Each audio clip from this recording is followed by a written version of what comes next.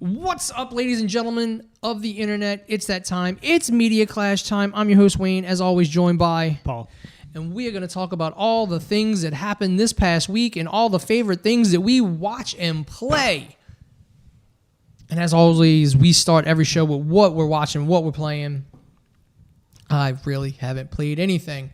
Played a little bit of Destiny. There's still like a month left on this season, so I'm just going to have to like go in hard to get the battle, the season, like the 100 levels done, so I get everything. But other than that, I still haven't gotten the Shredder, Ninja Turtles Shredder's Revenge game yet. I think I'm just gonna wait until I can get the physical copy, so I can get Tim to sign the cover. Isn't it in September? August 1st, yeah. Okay. I think it releases August 1st. As far as things that I have watched that you have not watched, I watched the finale for Miss Marvel was Wednesday. It is a really good show. I can't understand the reason why people are shitting all over it. Like Angry Joe just put, like, I didn't even watch it because I can't even watch his freaking reviews because I'm like, dude, you're not a critic. You don't think about shit critically at all. And I don't like it, and I'm gonna yell about it. Like that's what you made your fucking brand from. So that's all you are. You're not a critic. But I mean, like, and again, I just want to like look at him and go like, bro, this isn't made for you. Like, yeah, you can enjoy it, but this isn't really made for you. And I just don't, other people who complain about it, I'm like, dude, it's normalizing like a culture that the American film industry has like turned into villains and terrorists. Like, no, right? This is a great show with great messages that all kind of link up. I don't know how I feel about the reveal of there's a mutation in your genetics that we saw at the end, and it directly connects to probably what's going to be the beginning of the Marvel's Captain Marvel movie. And they played the X-Men theme. Well, yeah, when he says mutants, it's like a weird version of the X-Men 97 theme. So that's going to be the little stinger anytime someone, I guess, refers to mutants until we get like an official thing. And Feige said he's supposed to be doing something this year that explains like the timeline going forward.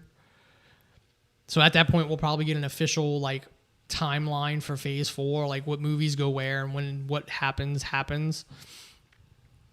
But it's a really good show. Like, you should, like, you haven't watched it yet, I'd say go watch it. I'm gonna, now that it's all out, I mean, it's like it's not even 6 hours because I mean the episodes are never as long as they actually show. It includes like opening credits, recap, and then end credits. So you're looking at probably like 5 hours, maybe most. Because it really looks like the lead actress who plays Miss Marvel. Looks like she's having a lot of fun playing that character. Like, she's very good. As a kid, she used to dress up as this character. Like it's the Tom Holland thing. Like Tom Holland was a Spider-Man nerd, and this actress is like a Miss Marvel nerd. Like, in the way she acts is like, yeah, that's a fucking typical, it's a fucking teenager. Like, yeah, teenager in high school. This isn't like some overly dramatic CW bullshit. Yeah. This is written very well. Like, I don't see anything. There's nothing really that I saw that I wouldn't buy actually happening. And especially in the MCU, because like the ending, you have like the local cops standing up to the damage control agents to keep them from getting their hands on her.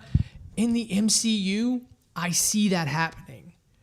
After the Battle of New York, I see the cops looking at a superhero who's clearly helping people and being like, no, you're not getting through. It's... And then people... I mean, I know people will complain, oh, the villains were dumb and there's no action. Like, bruh, every villain doesn't need to be fucking Thanos. Not every villain in the comic books is fucking Thanos. Like that's why you have B-level, C-level, D-level villains. That's why. You need to have the reoccurring villains in order for your superheroes to be superheroes for more than a week. And then like, oh, the action, like, why does like, it's the people who complained about Moon Knight. Not enough Moon Knight, not enough action. Bruh. Comic books aren't fight scenes on every page. There are entire like multiple issue arcs where nothing fucking happens but exposition. I'm telling you, man, I really think collectively humanity, at least American humanity, has ADHD. They don't have attention span. They can't sit through shit. Well, it's the rise of TikTok and short form entertainment that you could just watch on your phone, like the little bitty short Facebook shorts or the Instagram. I mean, it's just like, bro, like, and then like again, people who review each episode. It's like, dude, this is a story, a single story with 6 episodes. It was my biggest complaint with Kenobi. People shitting on each individual episode. They did the same thing with Boba Fett. Oh, this makes no sense. Like, bro, it's a story. These are chapters in a book. You don't judge Lord of the Rings by one chapter. You sure as hell don't judge any of George R.R. Martin's books by one chapter. Stephen King, you don't fucking just read one chapter and fucking say, oh, nope, this is a fucking stupid story. This is a 6-episode story that clearly shows a story arc for the main character of the fucking show. It doesn't matter what the villains do. It doesn't matter. Like, it's the journey of the main character. Like, she doesn't have annoying parents. Usually these shows about kids, the parents are annoying. The brothers are annoying. Everybody else is like, everybody makes sense in this movie. I mean, in this show, like, it all works perfectly fine. I very much enjoyed it, and I'm a fucking 42-year-old man. I looked at it and saw, like, this is, again, like I said, like anytime we've talked about it, it's very reminiscent of the old teenage coming-of-age movies from the 80s. Who was that? Martin Land? No. What? Who did all those 80s teen movies? John Hughes. John Hughes, yeah. It's very John Hughes-like, except all the characters are fully fleshed out because you've got 6 hours to do it in, not just an hour and a half. Every week you forget. I do. There's so many directors in my goddamn. I keep thinking John Landis, and who did I just say? John Hughes. No, before I was like Martin Landau. I'm like Martin Landau's an actor. Yeah, no, I'm thinking of all these other fucking names. I don't know why. Too many fucking movie things in my brain. So, but yeah, I would definitely recommend going to watch Miss Marvel. It is a great Marvel show. It's very true to the comic too. Like, there's a lot of stuff from the show that has just been like directly translated. Yeah, she's not an Inhuman, but again, that comes down to corporate decisions. She was made an Inhuman when she debuted because if she would have been made a mutant, Fox would have had the rights to her. So she was made an Inhuman, so Fox didn't have the rights to her. Like, that was a big push after the MCU started and, Fox wouldn't play nice. The X-Men got pushed to the back. The Inhumans got pushed to the front. And it's just worked out there. The Fantastic Four disappeared for a while because all those Fox characters just did not get attention. Now they can. So now we'll get mutants, and Kamala will be a mutant instead of an Inhuman. Yeah, that's what they talked about. It's like now they got Fox. They can do start saying the M word. Yeah. They didn't say you're a mutant. They just said mutation. So there's still no way that we still don't have no idea how they're going to introduce an entire section of people, population of people who have this. Again, I'm looking forward to the Marvels. Like, Brie Larson showed up at the end of the show. She switched places with fucking Kamala. Yeah. Looked fucking awesome. I mean, I have no problems with it. Just like I didn't have any problems with fucking Kenobi and people were shitting all over it. I'm like, bro, it's a 6-episode show. Like, watch all of it. And everybody's like praising that dude who edited it down to like 2.5 hours. I'm like, if that's what you wanted, then you should have made it known that all you wanted was a 2.5 hour movie. Yeah, you can go make anything after somebody else has put in all the work in it. I mean, look at, was it the prequels cut? Oh yeah, you can go make the prequels amazing now that they're all out and you know what they cut. This is a very different thing when you're actually making the movie. Was it the Scrubs guy who did it? No. I thought it was just like a fan cut of the prequels. Because the whole thing with the fan cut of the prequels is most of the first movies cut out.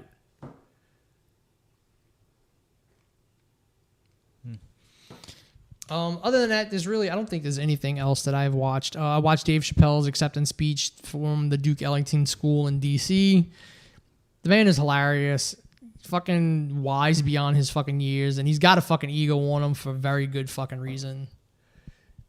He literally said, there's nobody who, like, I willingly accept the challenge. Like, come at me. If you can come at me as good as I can give, I willingly accept it. But no one can do it. I mean, he was doing stand-up when he was like, what, 14, 15 years old? Like, he moved to New York to do stand-up at 17. Yeah, he was like writing. He literally got he told a story of how he got into Duke Ellington halfway through his freshman year or his sophomore year, because he came back from Ohio. No, his freshman year, because he came back from Ohio and went to like the East Side School in DC, and it's a fucking rough place. It's like it's in the 80s. It's right in the middle of the fucking crack epidemic in DC, so the fucking place is horrible.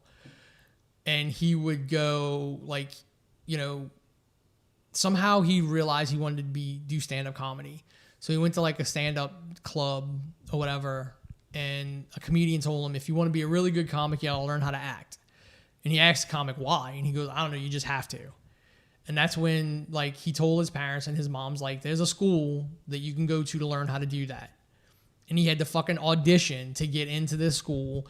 And he said I didn't do shit. I didn't prepare for it until like the night before, and I memorized a fucking a monologue from some Mark Twain fucking, I don't remember what he said, some monologue from a Mark Twain play. And they ask a question, why do you want to do whatever it is that you're here for? So there's no stand-up comedy curriculum at this school. There's acting curriculum. So they ask him, why do you want to be an actor? And he's like, I don't. And they're like, what do you mean you don't want to be an actor? Why are you doing it? He goes, I want to be a stand-up comedian. And I asked a stand-up comedian, what do you have to do to be a really good stand-up comedian? And they said, learn to act. His honesty and his charisma got him in early admission to this fucking school. And the fucking rest is history. Like, he said, he called out teachers who like were the most important lessons he ever learned in life for his career came from teachers at this school. He said there was one like just the weird like, and I think he told this story as a kind of an allegory to go with the way people are acting today. That there was a kid when he was there that was selling drugs. And what's hilarious is he knows that people know who he's talking about because he's talking to alumni at this function. So they know he's like, I'm not going to say who it was, but you can tell the audience knows who it is because when he goes to tell a story, like they react like, oh yeah, we remember that. So like this fucking drug dealer is like, he didn't deliver on the money he owed this drug dealer. So the drug dealer is like, I'm coming to the school and I'm killing you. And so like, when the drug dealer and his guys came out, like every dude in the school, no matter what program they were in, gay, straight, whatever, were all standing out front the school and said, if you want him, you got to go through all of us. And the fucking drug dealer just said he couldn't do anything. So then he like But again, the crowd, like, it's not like, oh, this is just a made up story. Like, I'm telling, like, the crowd reacted like, yeah, we were there. We remember this. Like, it's one of those like little 39-minute things. He just throws up random shit at Tom's on Netflix. Go watch. Jon Stewart got the Mark Twain Award. Yes, and he does. Yeah, because he did it for when Chappelle got it. He talked about Chappelle. Yeah, and I watched the Jon Stewart one, and him coming up there just off the top of his head, just talking about John and being hilarious. He's funny. Like, just when after the George Floyd thing, like, he put up that just fucking rant afterwards, and it's like, the man is fucking wise. Like, he is fucking wise. He is. Like, there's just no... He's eloquent as fuck.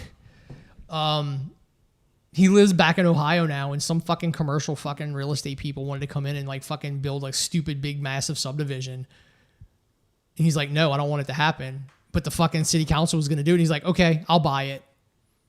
Like, he bought up all this land just so this commercial development couldn't come in and fucking build these, like, cookie cutter fucking subdivisions and shit to keep his little Ohio fucking town. It's like the George Lucas bought all this land in California to do a museum type thing. And the people like, no, you can't do that. We won't let you. It was like, it's my land. It's like, no, you can't do it. We voted against it. It's like, all right. So he put like affordable housing there and just completely tank the housing market in that area. I mean, that's what again, people give him a lot of shit, and it's like, it's fucking comedy, bro.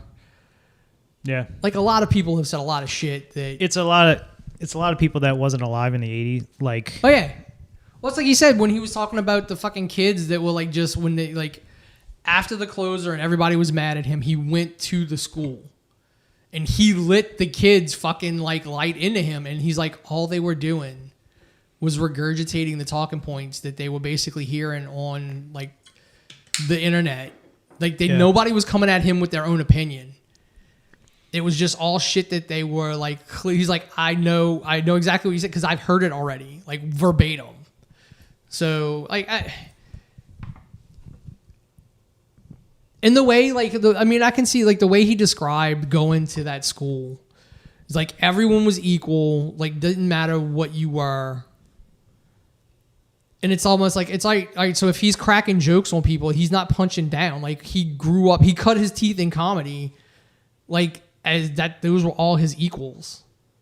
Like, he's like, everybody was the same. Like, we didn't, he's like, the worst thing at that school, and I could see how, like, I could see why this is important and why it gave people thick skin. He's like, the worst thing that happened at that school was juries.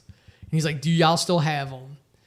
And basically what you would have to do is you would have to go in front of a jury of the teachers, do your creative whatever it is, and they would rip you apart. Like, that is what it wasn't there to build you up. It was there to make your skin thick because the creative world is not nice. Someone will always find issue with what you do, give you a shitty review, or whatever. Like, they were building motherfuckers for the internet age in the 1980s, and we don't do that anymore. Like, everybody just gets upset when they have, like, oh, you suck. Your show sucks. You don't know what you're talking about. Like, he was like, but again, like, he's like, that's why. I'm like, I don't know, like, everything was equal to me. We were all fucking on the same fucking level playing field at the school. So yeah, I would say, I everything Chappelle's doing on Netflix is amazing. He did say when he first hosted SNL, he signed his Netflix deal as he was walking out to do his opening monologue. Yeah.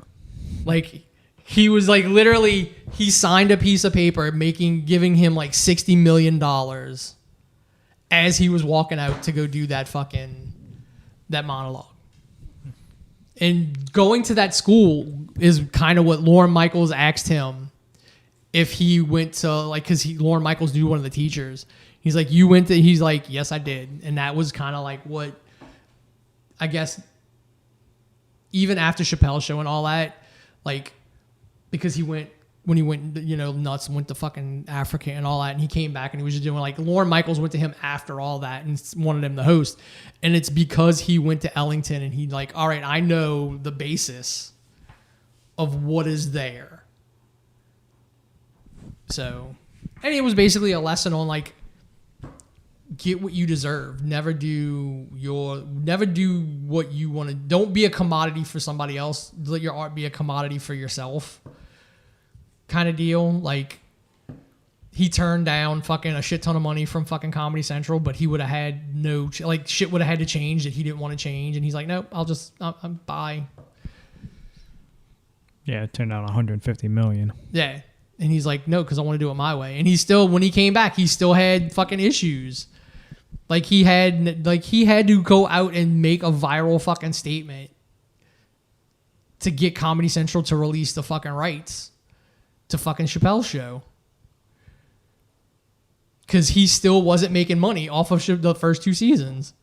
And he said the Chappelle show was the first show put out on DVD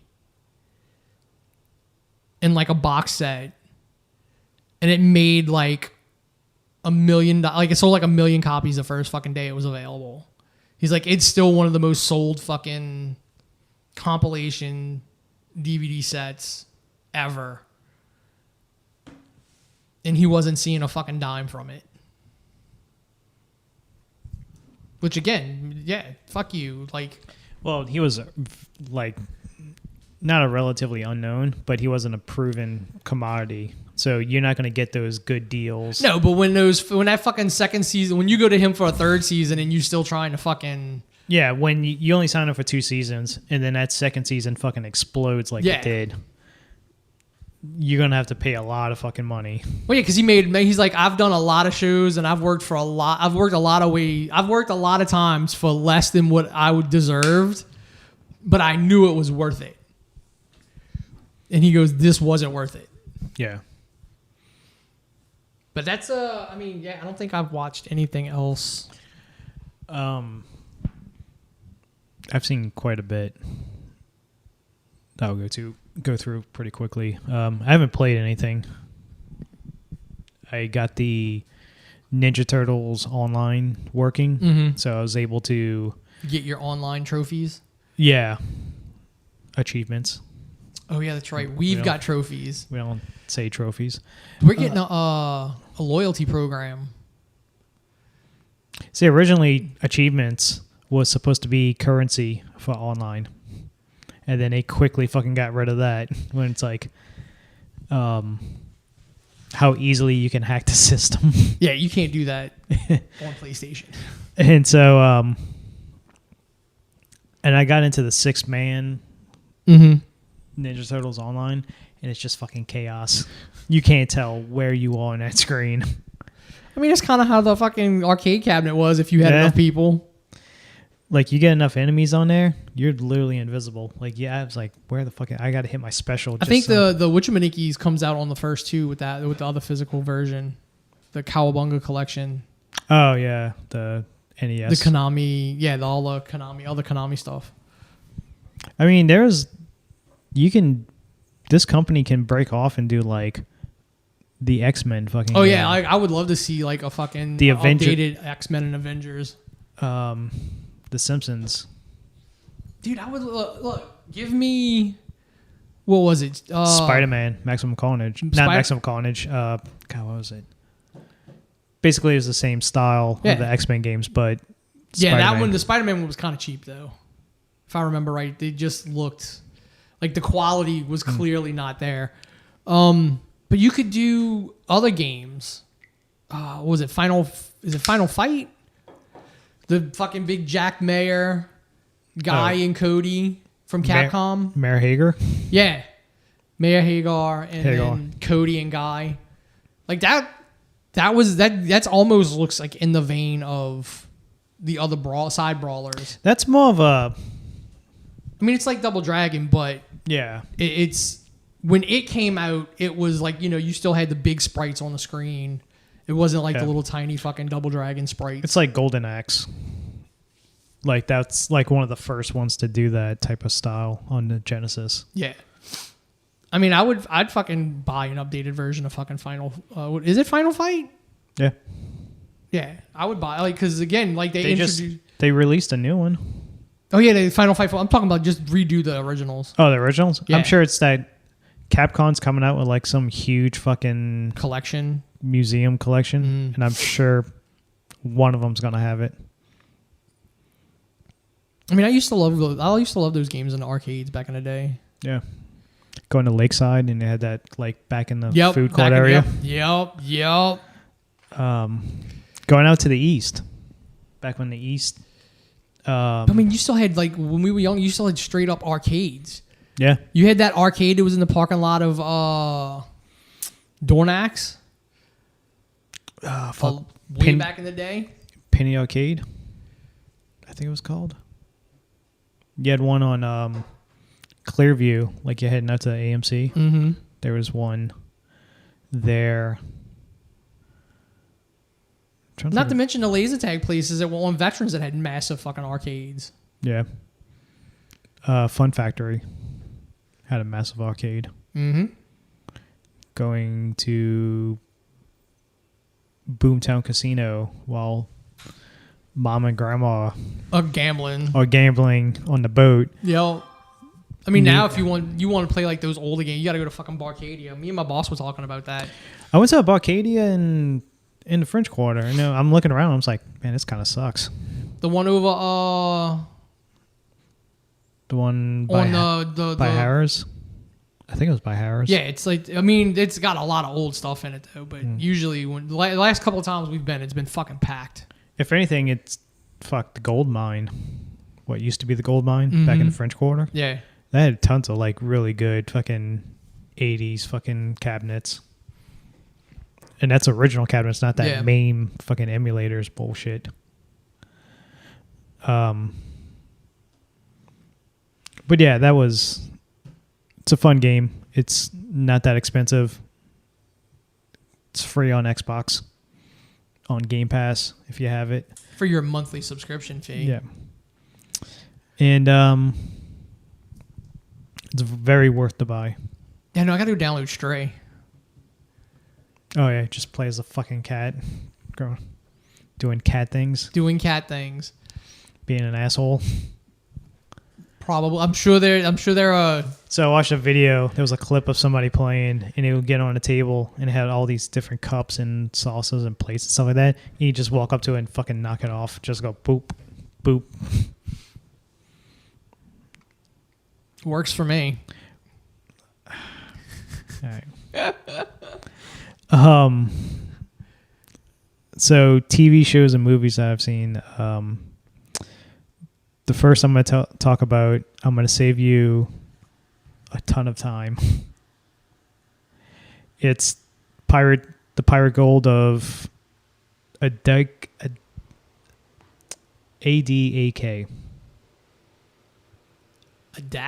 Adak Island. It's a very small island on the tip of Alaska. You're closer to Japan than you are to the fucking West Coast. It was like that's it is that the it's chain like of out in islands, the middle of fucking nowhere. The chain of islands off of Alaska, like the very fucking. It's like in the middle. Maps, maps just don't do the fucking size of shit. So back in the 40s, it was a huge military base for World War II. Mm-hmm. It was a Navy base, housed like 100,000. It was a big fucking town. During the 60s, like once World War II ended, of course, the Cold War started. So now, since you're so close to Russia, it was a giant like radar towers there, a listening post, that type of shit. So the pirate treasure is back in the late 1800s, like almost 1880-ish, 1890s. Russian pirate illegally illegally poached seals and was kind of an asshole to the indigenous people of that area. Was also a pirate. One day, the law caught up with him. He took all the fucking gold on his ship because it was the fastest, went to the island, that chain of islands, because he knew it so well, and buried all of his gold on the island. Fast forward to the 40s, military base, town springs up, 100,000 people, major town. 1997, the military leaves. Now this town, as of today, has like 45 people. Yeah, I mean, like everybody would have left after the fucking base closed. It is literally a ghost town.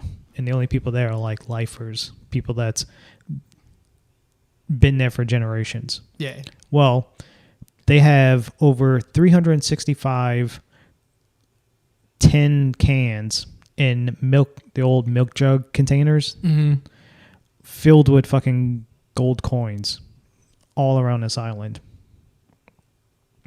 The problem is there's so many live bombs buried underneath because of the bombing raids, that the practice stuff they used to do. And then they would just they took down a Japanese ship that had a ton of fucking munitions on it, and they took it to the island and it just sat it up and just left it. And just Mother Nature took it, and it's all underground. There's some obscene amount. So the mayor is from there, grew up there. He has to be a licensed bombs expert, disposal person. He's already disposed of 10,000 bombs since he started being a mayor there. And it's just like the road got washed out. He's looking at the road and stuff like that and notices there's a giant fucking torpedo just floating. Not floating, it's just sticking. Stuck. It's sticking out. All this stuff is, and every one of them's still live. So you can't.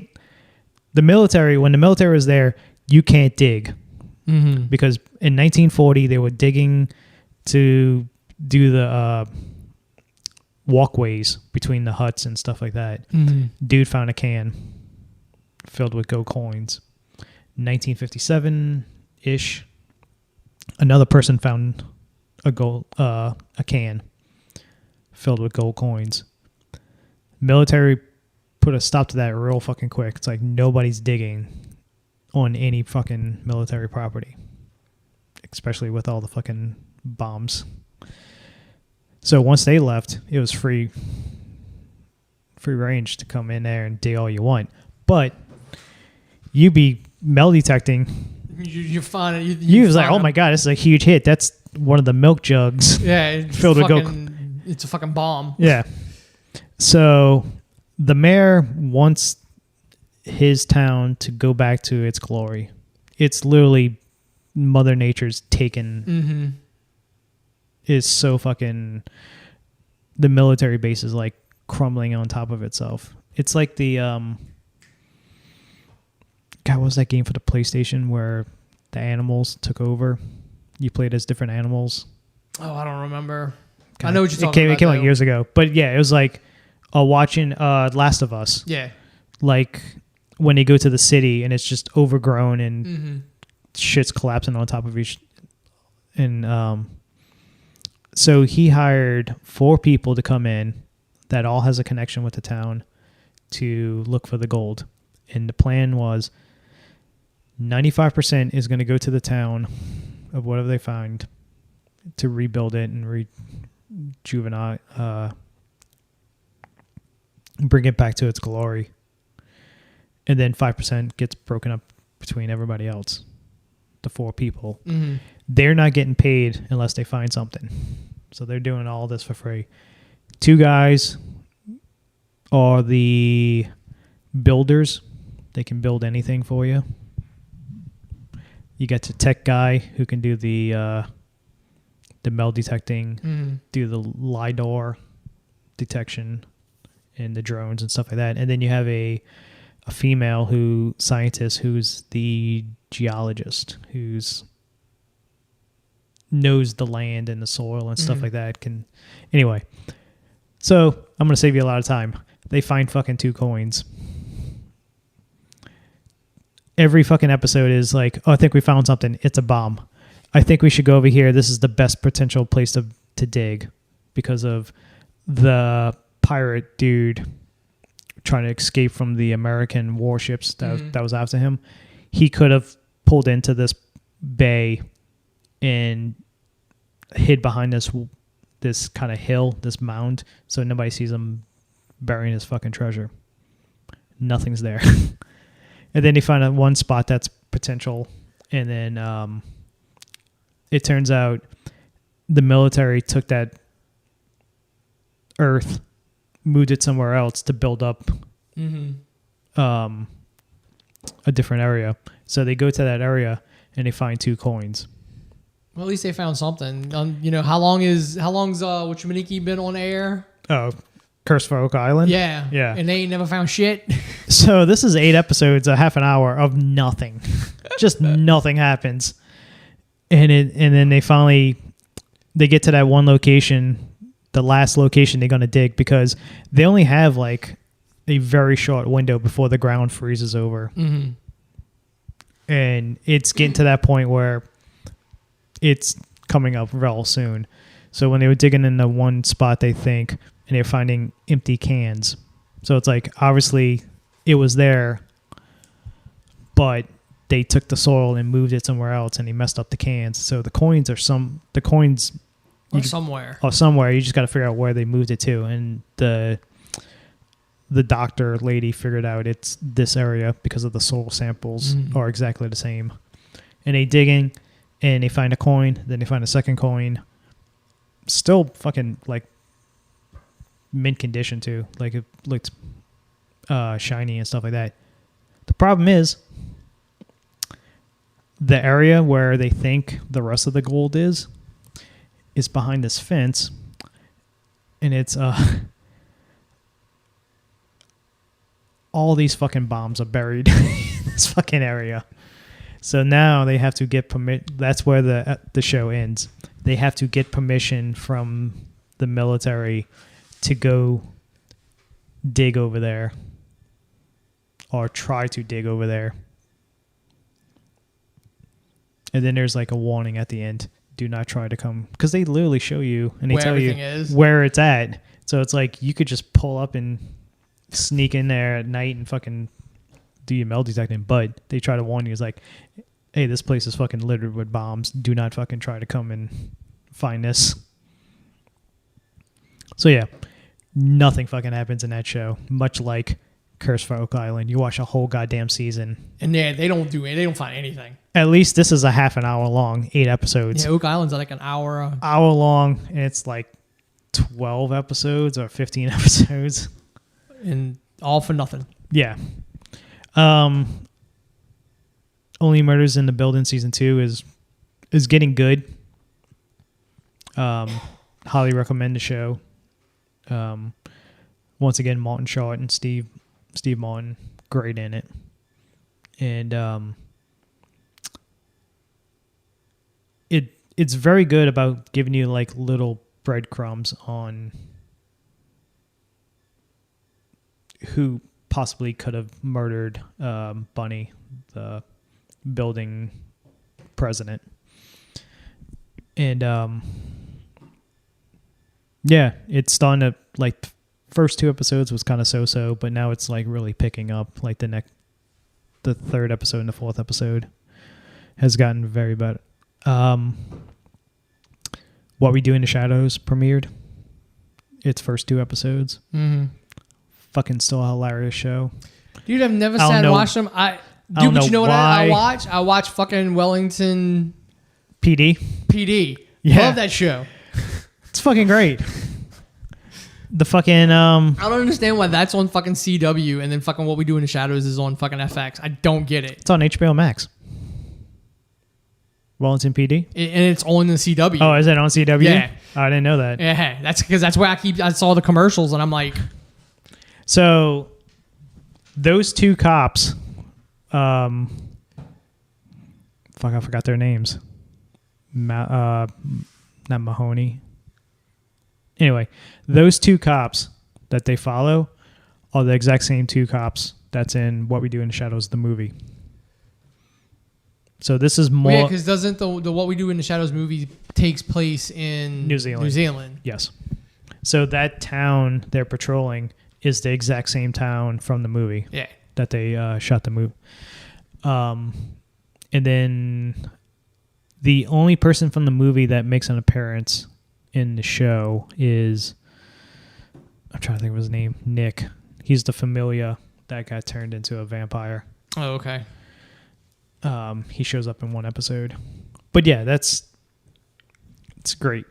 If you like that show, you would love fucking what? I don't know. I started watching it and I think I don't know. I got like 3-4 episodes in. I mean, it's already ended. Like it ended in New Zealand. So I don't know what episode they're on. I don't know. It just was coming up. Like, I don't think there was many episodes the first season. No. The way they broke it up to... it was only like a handful.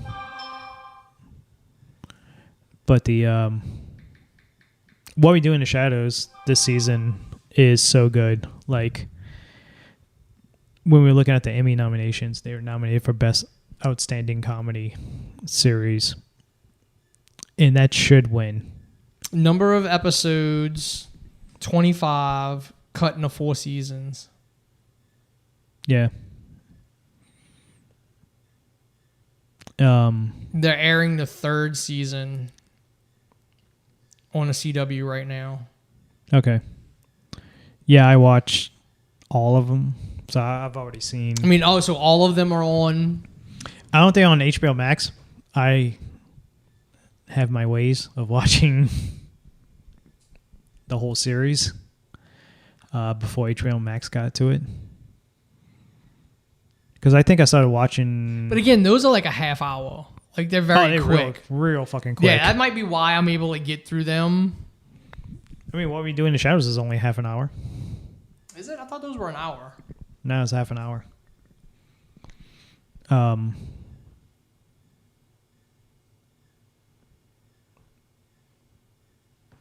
But yeah, it's still Matt Berry as Laszlo is probably like one of the funniest fucking characters out there. And I want to say it got renewed for another season.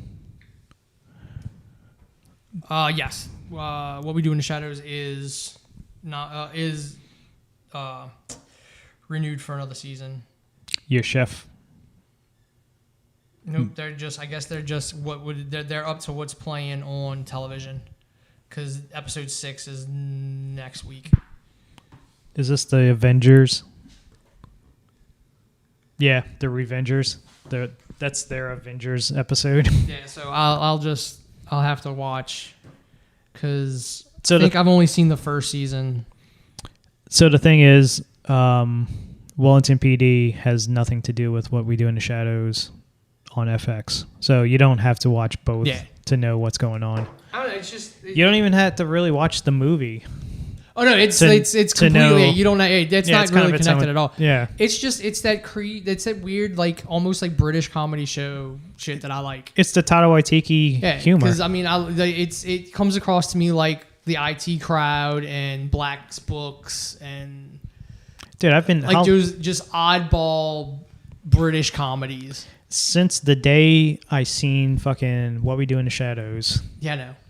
I've been trying to get people to watch this fucking movie, and nobody will watch it. But they love Taika Waititi. I was like, oh my god, Taika Waititi's so fucking brilliant, and blah, blah, blah. It's like, why have y'all not watched What We Do in the Shadows? Fly the Conchords is also very good. So yeah, definitely watch What We Do in the Shadows. It's fucking hilarious. Then I watched another Netflix show. It's a Spanish-speaking show called The Longest Night. I did see it's the zombie. No. And no, what is that? There's a Spanish show. It takes place during the Spanish Revolution. The Valley of the Dead. Okay. That I think just came out. I think it comes out this week. Yeah. It's either I think it's out right now because it's on my list. Yeah, it's on my list too.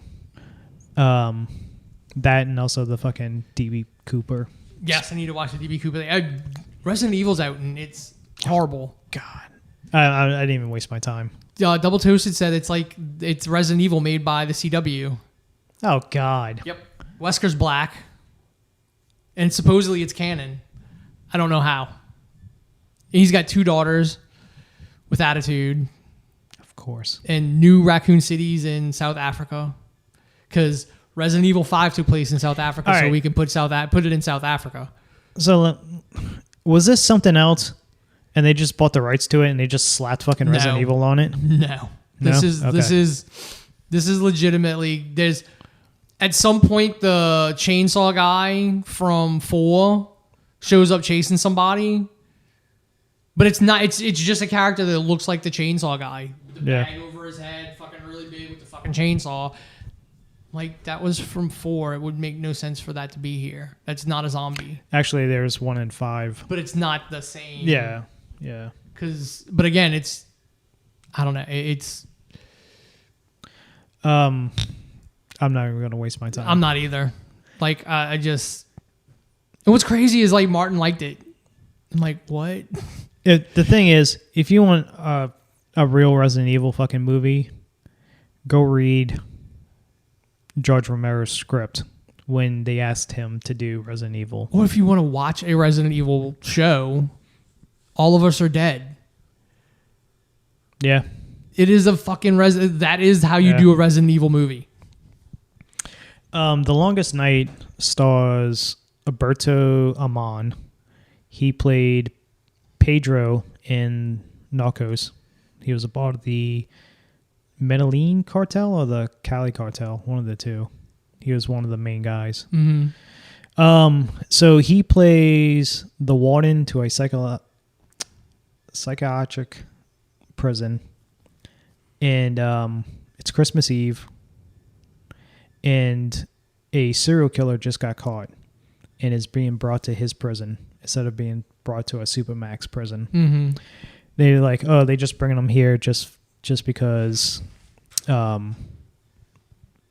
it's late at night, and we're just going to keep him here for the night, and then in the morning he's going to talk to the judge, do his little fucking make a statement. He's going to do his arraignment, and then and then they're going to bring him to the main jail, pound you in the ass prison. So it was all a setup. The serial killer's named the Alligator because he's very vicious with his kills. Okay. Yeah. And I don't know alligators to be vicious. Well, I guess like the death roll, roll and cuts up. I don't know. He killed, I think they said like 17 people. And he's very calm. He's very Hannibal Lecter style. Like, he's supposed to be portrayed as this very smart guy, very sophisticated. And somebody warns him. It's like, hey, listen, you're about to get fucking caught. So this is what's going to happen. And it's only 6 episodes long, and it's pretty good. Like, it's kind of slow at first, but like once it picks up halfway through, it's a really good show. So once they get him to the prison, this group of mercenary type people come to break him out. And not just break him out, they're going to kidnap him because they're getting paid by somebody to not let him confess. And then you don't know why. They did never answer it in the first season. So basically, it's one night at this prison, and these people come and it's like, listen, if you don't hand him over, we're going to kill her. We're going to come in there and start killing people. Well, the warden then gets a message basically saying, hey, if you give up the serial killer to these people, we have your daughter, and if that happens, she dies. So that's it. It gives the reason why he just doesn't give up the serial killer to these mercenary people. And then you start to meet the characters in the prison, and it's a really good show. And what sucks is it's only 6 episodes long. It's about an hour. I think a half an hour each, or maybe an hour each. But like once it gets going, it ends, and that's it. And you have to wait for season 2 if season 2 happens. But yeah, it's a good show. I recommend it.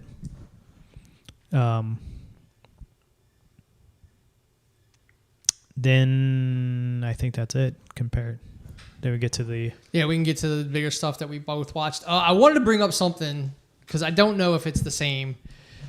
Did you see when you went and saw Thor, the trailer for The Beast? The line, like with the Idris Elba. Oh, the Idris Elba movie? Yeah. No, I got there as the fucking Nicole Kidman bullshit. That's usually before, though. No, that plays at the end. Oh yeah, that's right. So I saw it. It's about the lion. Like, is that supposed to be a remake of this of A Ghost in the Darkness? No, because this is about a lion that they go hunting that's been killing people.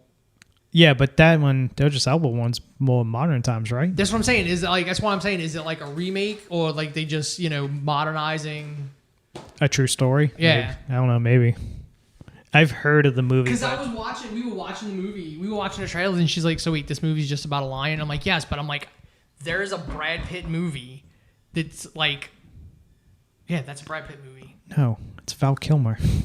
It's Val Kilmer and Michael Douglas. Oh yeah, Val Kilmer. Okay, I put in Brad Pitt lion movie and it came up. So the internet thinks Val Kilmer and Brad Pitt are pretty interchangeable. Yeah. Back in the day, they pretty much were, but I'm like, I know that there's a movie already about. I couldn't remember the fucking name of it, and I'm like, but it's a true story about a fucking lion that went fucking crazy and was eating people. Yeah, and then it turns out it was 2. Yeah. But the death toll was highly exaggerated. Exactly. Yeah. So I'm like, are they just remaking? Yeah. Because what's his face is in it too. Saul Copley, the dude from District 9. Oh, District 9. Yeah. He's like the friend that's there. Like I guess the mom dies. So, but the mom was African. So Idris Elba's bringing the daughters to basically like, this is where your mom's from, and Copley is there, and they're like friends, and he's like, I guess like a game warden, it seems, and then the fucking lion attacks, and then they run across like, I guess like a group of fucking hunters that are trying to hunt it too, and it just fucking starts picking people off in the fucking night. If you want to watch a crazy fucking lion movie, watch Raw. ROAR. Roar from the 70s. Yeah, I just wanted to bring that up because I'm like, I know you said you saw it. I'm like, did you see? Because I mean, it just like the minute I saw that it was a lion, I'm like, they've made this movie already. So we can briefly talk about after we recorded last week, we watched The Boys. Yes. Finale. And I'm kind of disappointed in this season. I can see your disappointment of going a little too heavy on the Trump comparisons in the because I mean to me it just changes the whole direction the story's going in. I don't know. It's kind of staying true to the comic book of like Bobby from Supernatural becomes president, and the lady who was a guy in the comic book, is the vice president. Who becomes president at some point, but eventually. He ends up killing Bobby. Well, Dakota Bobby gets attacked by a Wolverine by accident. In the comics. Is that how it is? Yeah, he gets attacked by a Wolverine. For some reason, somebody brought in a fucking Wolverine to the Oval Office and it fucking jumps out and attacks him. And it's like, that's not how this was supposed to happen, but okay. Yeah, but also the vice president is supposed to be kind of an imbecile. Yeah, whereas this one is like, Victoria is not. Yeah. But yeah, I mean, that's what I'm saying. Like, parts of it I'm okay with. I'm just like,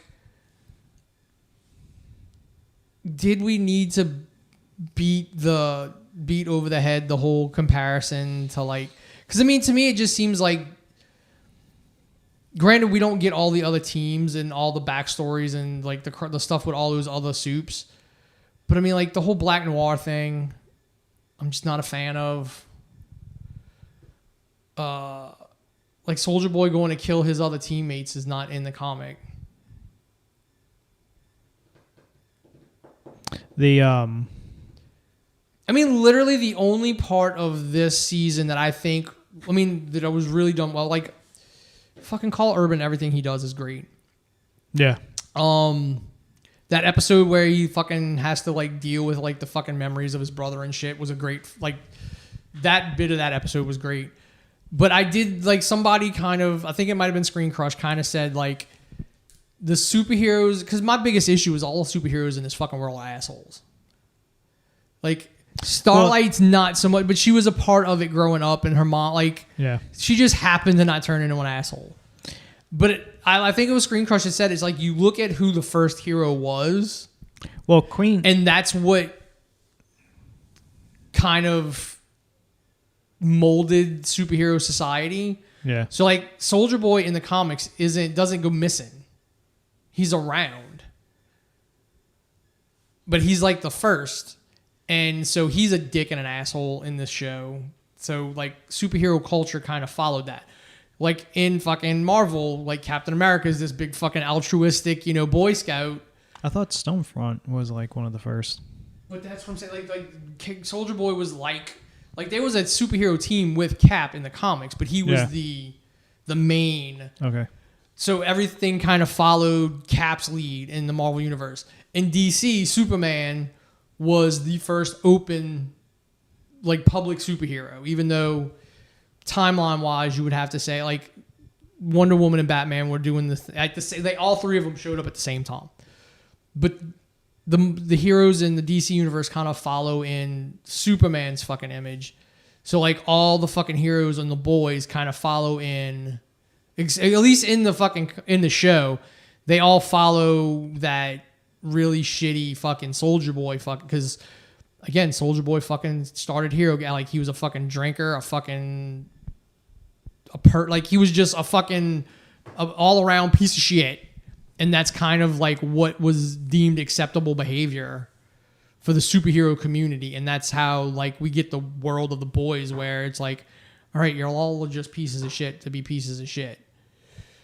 Like, I think that's my big, like, once you look at it like that, I kind of, like, I can deal with it more. But I don't know. I think some of the best bits of this season are just far more overshadowed by the crappy political, like, I mean, I get it. Like, all good fiction has some form of reality written into it, and I'm okay with it. But I don't think you needed to lean in to get to the point where Homelander could kill someone in public and be cheered for it. I don't think you needed to do he's Trump, and remember Trump said he could kill somebody in the middle of the street and not get in trouble for it. So we're going to do that with Homelander. I think you could have got to that exact same spot without doing all that other shit.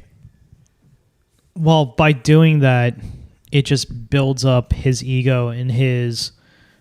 Well, yeah, I mean, that's what I'm saying. He keeps, like, it's going to build him up to the point where he attacks everything. Yeah, where he just. I agree with Screen Crush. When that video comes out of him actually, like, I don't give a shit about any of you. I will fucking laser you before this fucking plane crashes. I think the whole fact of it's going to come down to next season is it's going to revolve around Ryan. And I think Carl Urban, Butcher, is going to have to take the permanent V. Yes. To save Ryan. And also, to make him a normal boy, I think you have Soldier Boy blast him. Because it's not going to kill him. You just have him blast him to take his powers away. And he could just be a normal fucking kid. I mean, I was kind of hoping Ryan would be the version of Homelander that wasn't a colossal asshole. Like, get that world to the point where there is a true superhero that you could look up to. Well, the problem is Ryan has grown up in basically solitude. All he knew was his fucking mom. Well, yeah, no, he got all that. That's why he's smiling at the end, because everybody's cheering. Yeah, and everybody's cheering him. And now he has a father figure, somebody he can look up to that's like him, that can understand his problems and help him develop his abilities and stuff like that. And Butcher, just can't fucking... Because they still have that one compound, the 24-hour V that... yeah, and I mean, I still think at some point he's going to have to take the permanent stuff to keep himself alive. But the end fight scene at the TV station was very good. Of just like, the enemy of my enemies, now my friend. How they have to team up to take down Soldier Boy, because now he's just going off the reservation. Like, he's going to wipe out everybody. When it's not even that, he was still going to fucking kill Homelander, but he was going to he didn't give a fuck about the kid either. And that's when Butcher's like, oh, no. It's so good. It's just like going up to Homelander, and it's like, you're a fucking pussy. He basically tells him he's everything, that's the points when I'm like, this show is great. Like, he's sitting there explaining what his dad did to him. Like, all right, I went and became a fucking super soldier and this fucking great icon, and his dad just said, nope, bitch, you cheated. Yeah. You didn't earn it. You're disappointed. Like, and still, like, no matter what he did, his father just never fucking gave two shits. And then he fucking turns around and does the exact same thing to fucking Homelander. And I'm like, that is when the writing in this show is great. This whole fucking season was about daddy issues. When most fucking superhero stories are. They're about fucking family. Like, there's not many mainstream superheroes that aren't some way, shape, or form about parental figures. I did think Frenchie wasn't going to survive this season because of when they got announced for season 4, everybody was holding up 4 fingers. Mm-hmm. And it's literally all the main people from the show except for Frenchie. Frenchie was like the only one who wasn't in it, so everybody was speculating that Frenchie doesn't survive. I mean, that's good PR, like, just to get people. And then he went through some shit. Yeah. And because you still have to deal with little Nina. She's still an issue. She's still in play. Fucking the Soviet super team probably shows up next season. I don't know. Love Sausage is fucking probably dead. No, he ran out with his dick over his shoulder. Oh, did he? Yeah. Okay.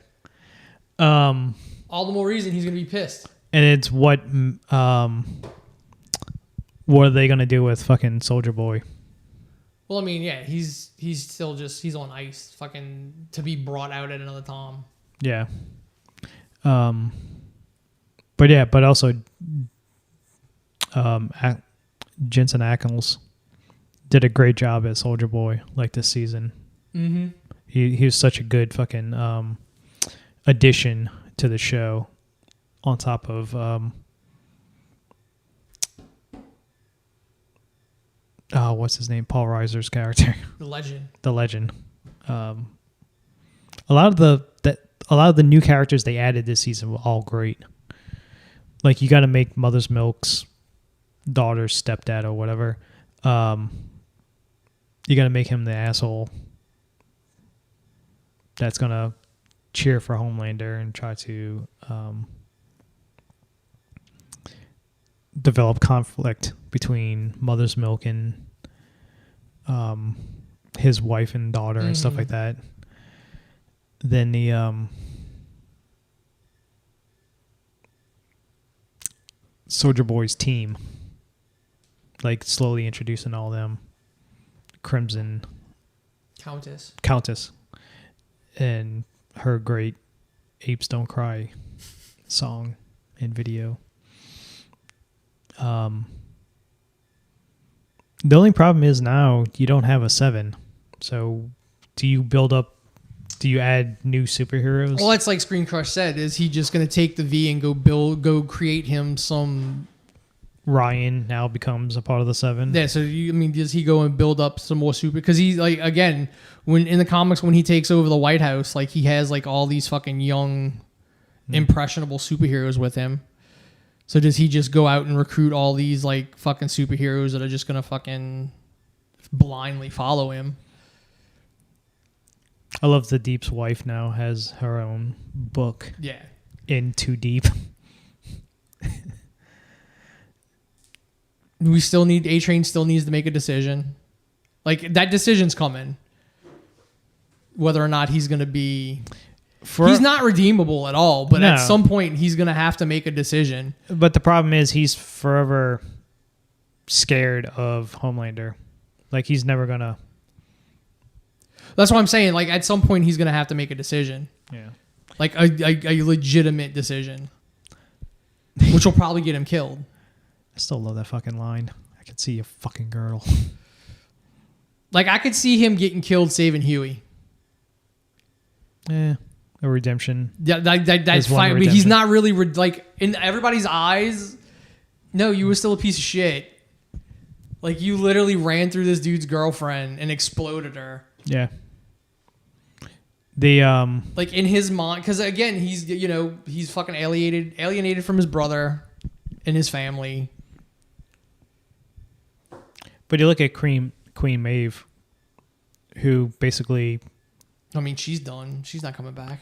Yeah, she's not coming back. But like when she started, she had good intentions, and just the vault just she fell into it and turned like created. So and she knew like her redemption is when she decides, fuck, I'm the only one that can go. I'm the only one that can take him out of the building. Yeah, and withstand. And probably live. Because again, they both like neither one of them like it doesn't do anything to you. Like it did stuff to Kimiko because she got blasted through a wall and like impaled. Well, getting the beam kills you, but if it's like the blast, no, Kimiko took a beam. Yeah. Like I think what it is those people that got vaporized just weren't strong enough to. Oh yeah, to withstand it. To withstand it. Because that's like when Victoria tried to pop, because she tried to pop Starlight's head and couldn't do it, and she made her think she could, but I don't think she could. I mean, Starlight just seems OP to me. No, I think she could. The only person she probably can't do it to is fucking Homelander. But also, like, Homelander going into after he kills Black Noir. That poor bastard and his cartoon characters. Yeah. That just sets up for Gus to come back with his own Black Noir. Like, I hope so. And that would be the clone. Like, I hope so. Like, he just shows up with Black Noir and Homelander's like, no, I killed you. And Homelander gets to that point where he's uncontrollable and Vought, like somebody needs to come in to take him down and it needs to happen in the White House. Like that's what it does in the comics. Black Noir shows up, takes the fucking mask off. They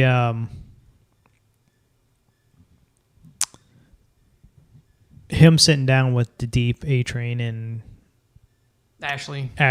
Like, I don't need any of you. And it's like, take off the fucking wig. He's like, what wig? I said take off the wig. And it's just that stress of her working there. Well, no, like she's got it. Like that's an actual disorder. Pulling your hair out? Yeah. That's an actual disorder. Well, I don't know if that's led to the stress and stuff like that because like every time she gets stressed out, she fucking grabs her hair. There's a disorder where people pull their hair out. Or if she's having sex or if she's yelling at somebody. She fucking grabs her hair and fucking yanks. Yeah, it's one of those like it's almost like a tick, like when you get stressed or like fucking emotional, like the Deep's reaction is like when she takes the wig off. So good. I mean, he's just so useless, and he's gonna make it through all of it. He's great though. He's the best fucking comedic shit character. That's just like, yeah, you're pretty fucking pointless, but yeah, no, like even sending him to kill the fucking vice presidential candidate. Yeah, like it made no like that's over fucking kill.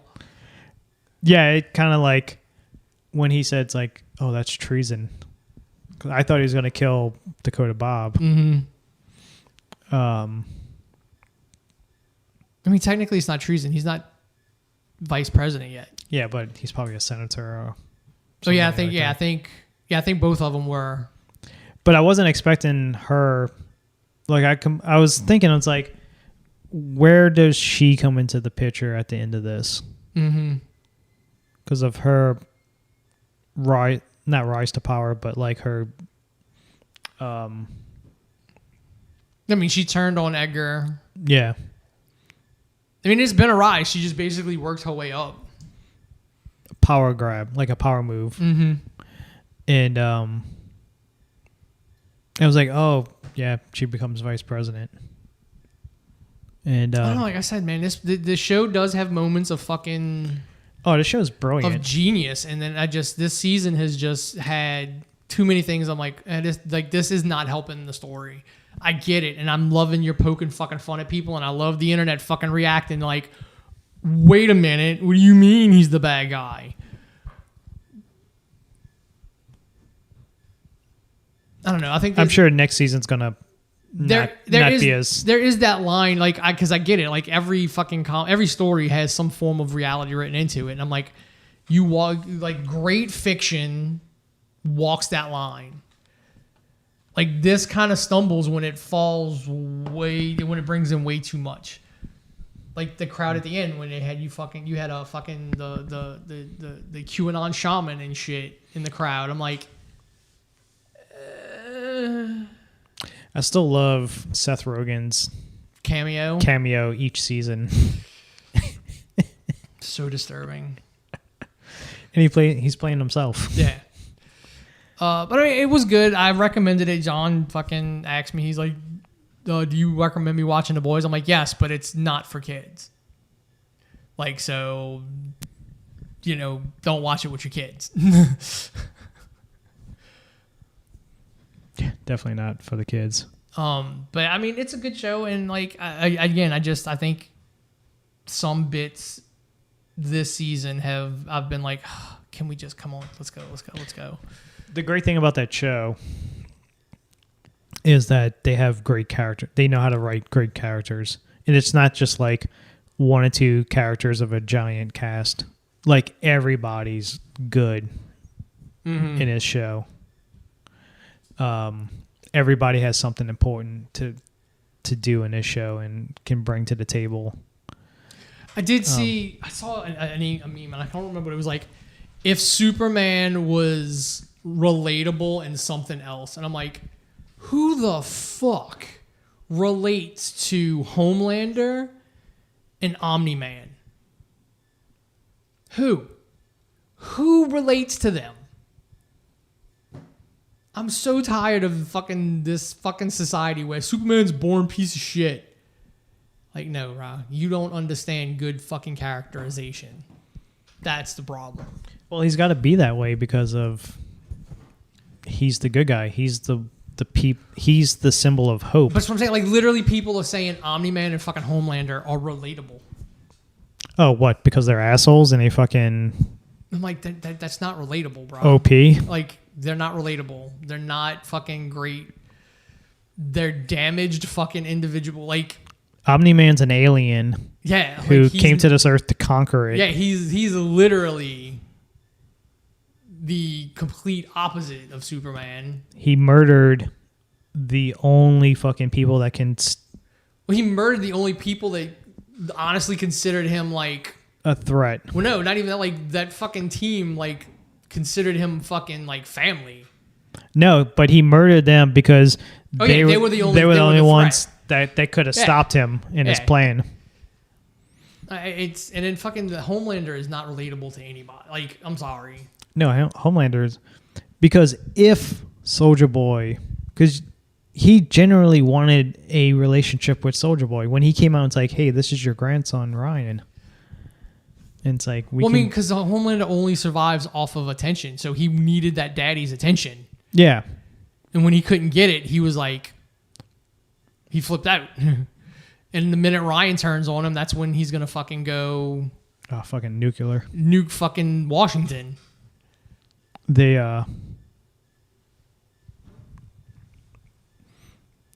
yeah, if Soldier Boy would have fucking teamed up with him, they would have been unstoppable. Like, you can't stop them. But here's the thing. If Soldier Boy wouldn't have done that, you don't have to worry about killing Homelander at that point. He's under control. He's not going to do anything. Like, that's the the minute Homelander is pacified with attention that he wants, he's not a threat. Because that's all he's singularly focused on. I need attention. I like love, but I'll take fear as well. So the minute he doesn't have people admiring him anymore, he's going to fucking vaporize it. We're going to get that scene from season 1 of him just fucking using his heat vision, the fucking... No, that was season 2. Was it season 2? Whatever. Yeah. We're going to get that scene legitly. And that'll be when he loses his shit.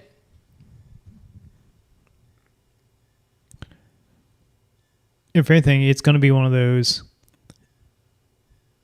Until you have somebody on his level or higher, he's basicking going to do whatever he wants. Well, here's the thing. When Butcher was on in his mind, he's unstoppable. Yeah, when Butcher was on the temporary V, he was wrecking Homelander. That was hilarious. That's why I'm like, he is not that strong. He was fucking wrecking Homelander. The thing is with the V, like, yeah, it basically gives... It's gotta, like, they don't explain why it gives certain powers to what, but it's gotta be based on what you're wanting at the moment. It's gotta almost be like mutants, because there was a bunch of novels that used to basically explain when the mutation happens, like when your powers manifest, it's at a moment of heightened emotion, and it's kind of an answer to whatever you're dealing with at the moment. That's why Rogue, when, like, in the movie and in the comics, she was being, like, manhandled by a guy and she didn't want to be touched, so her powers manifested like that. Scott was angry and it's like he's seeing red. That's why his powers manifested the way they did. And if you go look at a lot of them, when they show their powers manifesting, it kind of goes that way. We don't know what Victoria's daughter, her powers manifested as. We see her give her the V, but we don't see what happens afterwards. Fucking Butcher wanted to be able to go up against fucking Homelander, so his powers are he's basically Homelander minus flying. Yeah. At least, you know, granted, they keep trying to make it seem like fucking Homelander has all of Superman's powers, but he's got the strength in the eye vision. He's got the strength, the laser, the heat vision. We don't know if anything else, but I mean, he was fucking wrecking Homelander. Fucking Huey wanted to be able to save people, and he's able to fucking go in and out. Like, that's why he can teleport in and out in an instant. However, he explained it when he was like, no, because when he was hiding, a soldier was coming up behind. Yeah, that's what I'm saying. Like, Mother's Milk or somebody, yeah, and he jumped and grabbed Mother's Milk and jumped away. Or pushed him down, because Mother's Milk didn't teleport with him. And I do like the fact that it's only like the clothes come off. I'm like, is that just because you can do that? Like it's the fact of your body can do that, but your clothes ain't a part of your body. So, of course, that's going to stay. Grabbing somebody else, though, would then leave them behind because they're not a part of your body Well, either. that's... I guess... Fuck, I don't know. That's what I'm saying. Because when she grabs Starlight, she loses... all her clothes... Yeah, yeah, that's what I'm saying. Like, I just think it's... Because we can do nudity. will do nudity. Yeah, but they didn't show. Well, they show his ass. That's about it. That's all. Look, NYPD Blue, man. We saw Bale Organa's ass, and that was it. Like, you know, that was the big fucking thing.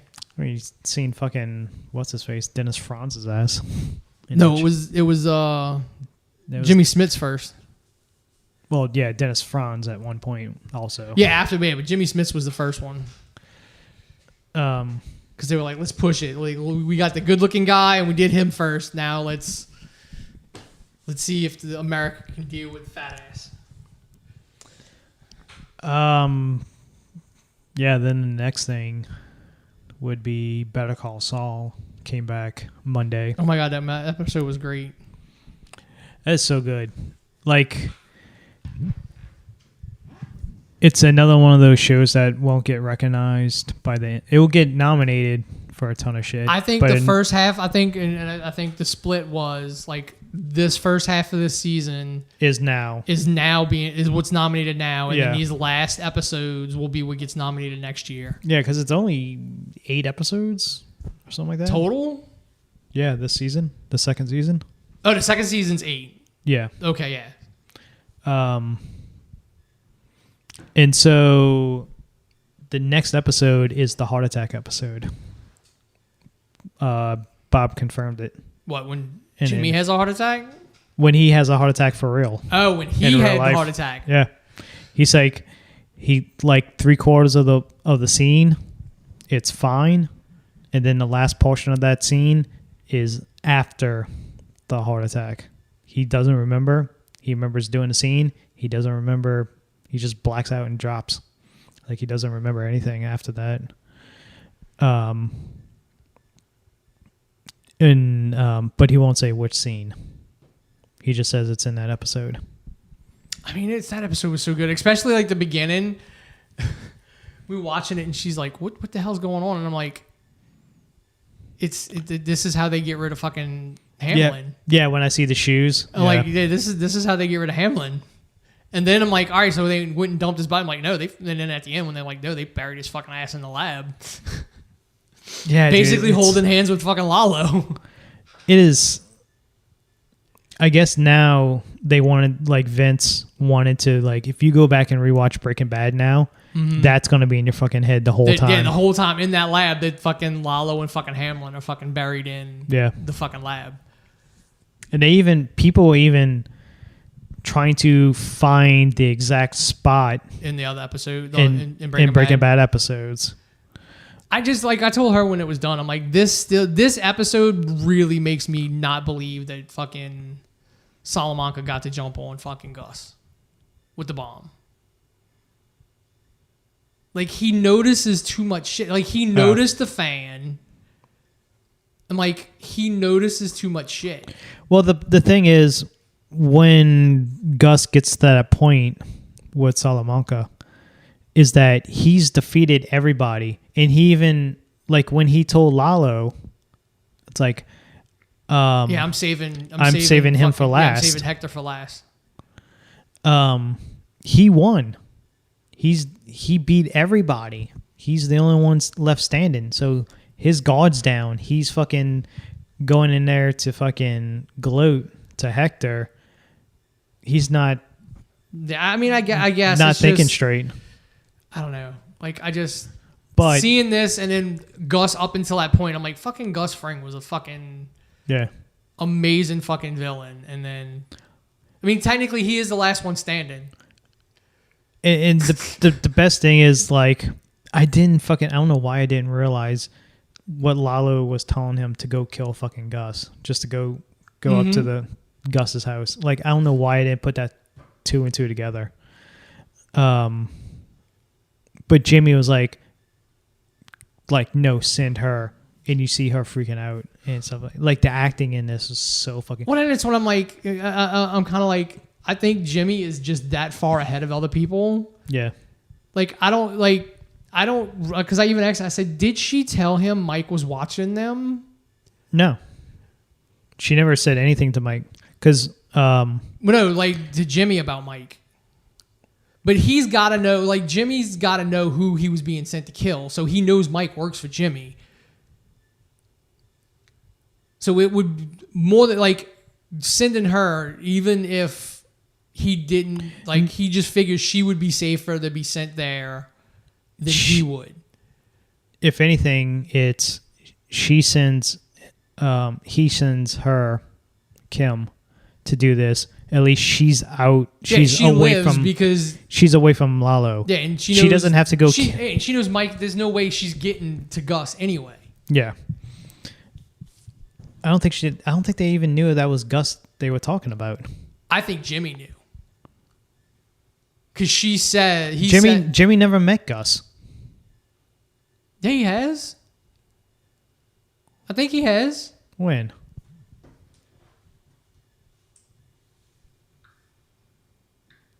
I could have sworn Jimmy knew who Gus was. He knows Mike, and he knows Mike works for... Because Mike doesn't even tell anybody who Gus is.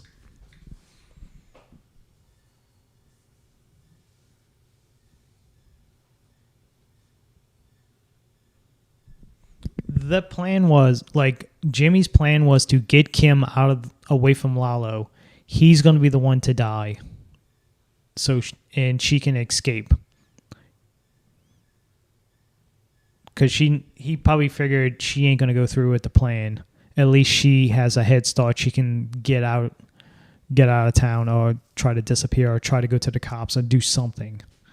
He was going to take the bullet for her. But the... I don't know, according to this, Jimmy can never meet Gus. So I guess, yeah, he doesn't know who it is. But that's like... That's why... When he describes who to shoot, who should come to the door, that's when he's like, no, send her. Yeah, because... It almost seemed like he knew who he was being sent to kill. No, in his mind is like, I got to get her away from Lalo. So send her. I'll be the one to take a bullet. Because, like, Hamilton's dead. Mostly her. But he was a part of it. And I'm sure he's still guilty about his fucking brother. Pushing his brother over the edge to kill himself. Yeah, because I mean that law firm's done. Yeah, like that's it. It's done because the other guy was a part of a different firm. I'm sure you'll find out what happens to it in the next couple episodes. Yeah, but now, like once again, like we said, they're in the mid-season finale of like. Hamilton now his name is forever tainted. Yep, he's forever going to be known just after his fucking breakdown in the negotiations. He went and killed himself. That's going to be the story. He's a good guy who tried to do the right thing. Yep, and fucking Saul and Kim fucking ruined him. Yep, he's going to be known as a fucking coke addict. It's also a thing I completely forgot about. The flash forward shit. In Cinnabon, where the guy, because they showed a little promo before the season premiere of him getting recognized by the dude, and he calls somebody, and it's like, never mind, I'll handle it myself, and hangs up, and that's kind of like the end of the flash forward of Cinnabon. I think that was him calling the vacuum guy. Probably, yeah. And he hangs up and says, I'll deal with it myself. I completely forgot about that because that was, 2 seasons ago? Yeah. We haven't had any really flash forwards. Yeah. No, that's not 2 seasons. Like, we haven't had any flash... Yeah, that was last season, but we haven't had any flash forward. Oh, yeah, because of the COVID shit. Yeah. That's why it took so long. Yeah. And then we didn't get a flash forward this season. No. We got the people breaking down his house, all his shit. That could have been a flash forward. That could have been like the end of Breaking Bad. That's what I'm saying, but it's not the flash forwards for Cinema is literally after Breaking Bad. Like that's where Jimmy is present day. Yeah, them breaking into his... Them taking all his shit out of his house is like end of Breaking Bad. Yeah. But it's still fucking... Once again, it's a great show that's going to get tons of nominations, but it's probably never going to win. Because again, like it's up against Succession. Succession is gonna keep getting fucking. Succession's a good fucking show. It really is, but like I find Better Call Saul way more entertaining. I like Better Call Saul better. The writing, the acting, all of it's. I think directing. Succession is helped by the people that are in it. Like Brian Cox is a great actor, and his character carries that entire show. Better Call Saul, everybody's great. Yeah. The attention to detail is impeccable. Mike's character alone in this episode. Well, Mike's character is so great. You can see him when they're burying Hamilton and Lalo. Of once they get to Hamilton, and he just has that fucking look on his face of and he tells him to be careful. No, you can throw fucking Lalo around like a piece of shit, but this dude, no, this. He's this to himself, this dude's fucking should not be here. He's a good guy who got fucking caught up. Yep. And he could have stopped it. He could have stopped Kim and fucking, but he didn't. He couldn't get involved. And it's also down to Kim. And you said you were watching us. Where the hell were y'all? Yeah, and it's also slowly you see Mike starting to crack of not wanting to do this. Yeah.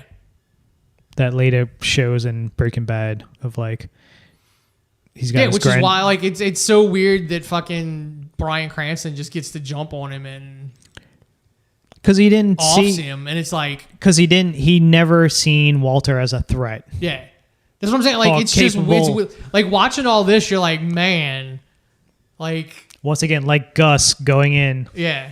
Mike, Gus going in, seeing Hector, he's basically a fucking vegetable in a fucking wheelchair. He didn't see him as a threat, so his guard's down. He's not seeing it. Yeah, Mike never saw Walter as a fucking threat. Yeah, I'm sure he doesn't know some of the fucked up shit Walter's done. Maybe, what was it, 88? What was his name? The fucking dude he killed in the basement. And then who did he hit with his car? I think a different drug dealer that was about to kill Jesse, and he just comes out of nowhere and fucking hits him. And then he doesn't become full Heisenberg until after he kills Mike and Gus. No, Mike lives until the end of the show. Yeah, he kills Mike after Gus. Yeah, he kills Mike in the last season. As shit's going downhill. It's and all Mike was trying to do was get away and go to his granddaughter. Yeah. He was just gonna take the fucking shit ton of money. He was gonna take and it was only $2 million, I think, that he had with him. Yeah, because if you're watching Better Call Saul and then you get into Breaking Bad, there's not a huge time difference between the two, because as soon as Better Call Saul ends, that's the beginning of Breaking Bad. If they show it all depends on what Jesse and Walter's cameo is, because they don't officially meet Saul until season 2. I think so. It's 2 or 3. Yeah, I think it's season 2. So literally, and it's so much. They should be running around doing shit now. And it's so much better now because somebody now watching this episode go back and watch the first appearance of him. His little. Yeah, because he doesn't know Lalo's definitely dead. No, because he's Mike just tells him it's done. Because he was told once before that it was done and it wasn't done. Yeah. So the first thing out of his mouth was Nacho's his real first name. Mm-hmm. It was it's all Nacho's. Yeah. Lalo sent you. It was all Nacho's fault, basically. No, he says it was Nacho's fault. Or it was all Nacho's doing or something like that. Did Lalo sent you? Yeah. But yeah, just the sheer fact of that one line has led to the entire storyline. Yeah. For this show. A throwaway, a character they never had plans on keeping. Yeah. That long. Same with Jesse. Jesse was only going to last like for a couple episodes, I think. He wasn't meant to be the whole run sidekick. But yeah, now going back, it's like, fuck, Lalo and Hamilton is now buried in the fucking lab. And now it makes sense to kill, like, it sucks killing Lalo so early because he's such a great fucking character.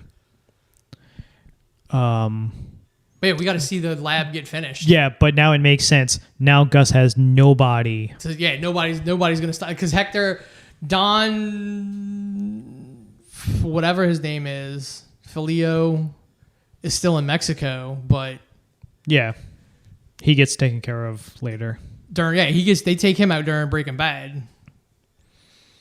So the only person in America that could fucking fuck with him is Hector, and Hector can't do shit. Yeah. And then Gus, all he has to do is just make sure he gets the product done. Mm-hmm. Yeah, because nobody has to know. Because here's the thing. I don't think anyone knows Lalo was alive other than Hector. Yes. So Don Filio thinks fucking Lalo's dead. Yeah, and I'm guessing by him not contacting Hector, Hector's going to know. I'm sure Gus is probably going to go to Hector. Gus is going to probably go tell Hector to his face, I killed Lalo. And it all comes down to Paul Lyle. The dude has to work a double 2 days in a row. Yep. Work that whole fucking week straight. I just love the fact that that's what I love about Gus. Like, he's that meticulous that he's being like stitched up, cleaned up, and he's like, no infliction of pain. Just calls the fucking store manager like, well, he's got I'm gonna need you to. He's got that IV in his arm, so who knows what's like. I'm gonna need you to open and close. I have to go out of town for an emergency. I thought they were going to bring back. Oh fuck, what's his name? The veterinarian. He might show back. He's got to because Saul's got to get the book from him. And it's also not that, but when Mike says the doctor's is coming across the border now, I thought that maybe that's him coming to help, get the bullet out and stuff like that. Unless he left and went. Yeah, because he said he was done. Yeah, he might have went to Mexico. DeRosa. Yeah, he might have went to Mexico. What's his fucking first name? And they're just bringing him back. Joe DeRosa. Yeah, is the comedian's. Yeah, he might have been. He might have been done, went there, and it's like, no, this is the boss. Get your ass up here and fix him. I'm still waiting for fucking Burr to show up. Bill Burr. Oh, yeah. He's a part of Gus's fucking crew. I mean, not Gus. Jimmy's crew. Yep. Him and Huel. Yeah, because Huel, I've loved Huel's fucking appearances. And it's best saying because, me and Teresa talked about it after the show ended, was we need somebody like Mike, when you wake up in the morning, to sit you down at the edge of the bed and just get you focused and motivated. I watched a clip of it had to have been the last season of Breaking Bad, and they were on the Jimmy Fallon show, and Jimmy Fallon's just looking at Mike, and he's like, right, you scare me right now. And then he was sitting there saying he would argue with the writers because he would not let Mike use improper English. Oh, yeah. He's like, Mike is too intelligent to not use proper grammar. It's the Mike giving them Kim and Saul the speech. Yes, that was. You're going to go. That's what I meant earlier, not Gus. Mike sitting you down and basically get you motivated. This is your agenda. This is what you're going to do. You're going to be Laurence Olivier and Meryl Streep today. You're going to put on that face, and when they call you, and they will call you, you look shocked. Trying to get them to focus on getting through the day. Mm-hmm. The only problem is the one thing I had a problem with the show, because it's a prequel, when he was slowly getting Gus down to the lab to shoot him. It was like, well, obviously this doesn't happen. Well, yeah, I mean, Gus makes it out. It's does Lalo make it out? Like that's who you're supposed to be worried about. Yeah. In that situation, it's does Lalo make it out, and if he does, how? Or does Gus kill him? Which Gus. Well, it was obvious. Like as soon as Lalo got back to the lab, and then for some reason Gus shows up. See, that was the bit I didn't like. He goes, "How did you know he was going to the lab?" And it's like, "I didn't." I'm like, "I think you did. Yeah. That's why you put the gun there." Yeah, and it like immediately like, "Oh yeah, there's the gun." So that's how he's going to take out Lalo. But to me, that's part of my liking of the character, because I'm like, he planned that out that far, and he's like, I'm gonna get him here, where I know, like, he doesn't know this, I know this. Him realizing the fan is not on. Yeah, like that's what I'm like. That's why that's why I'm like, I'm so like, but again, you're right. At that point, the only person left is the crippled old man. Yeah. But I mean, again, notices the fan that isn't on. Looks at the bag swinging. Like, he's about to say something, and then that's when fucking Lalo shoots all the other dudes. Like, he knew he was there. That's why it would have been awesome if there was like one more season, and you have that cat and mouse game between Gus and Lalo.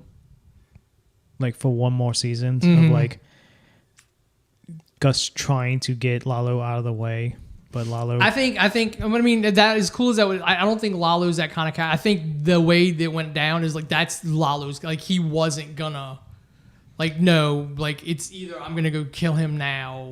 Him doing the narration as he's filming him, and then fucking shoots him in the chest with because he knows he has the fucking vest on.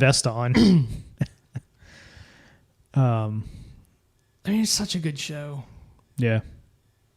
Like, we just don't get good... like, there are other good shows on television. We just don't get good shows like this. Like, this was on fucking basic cable.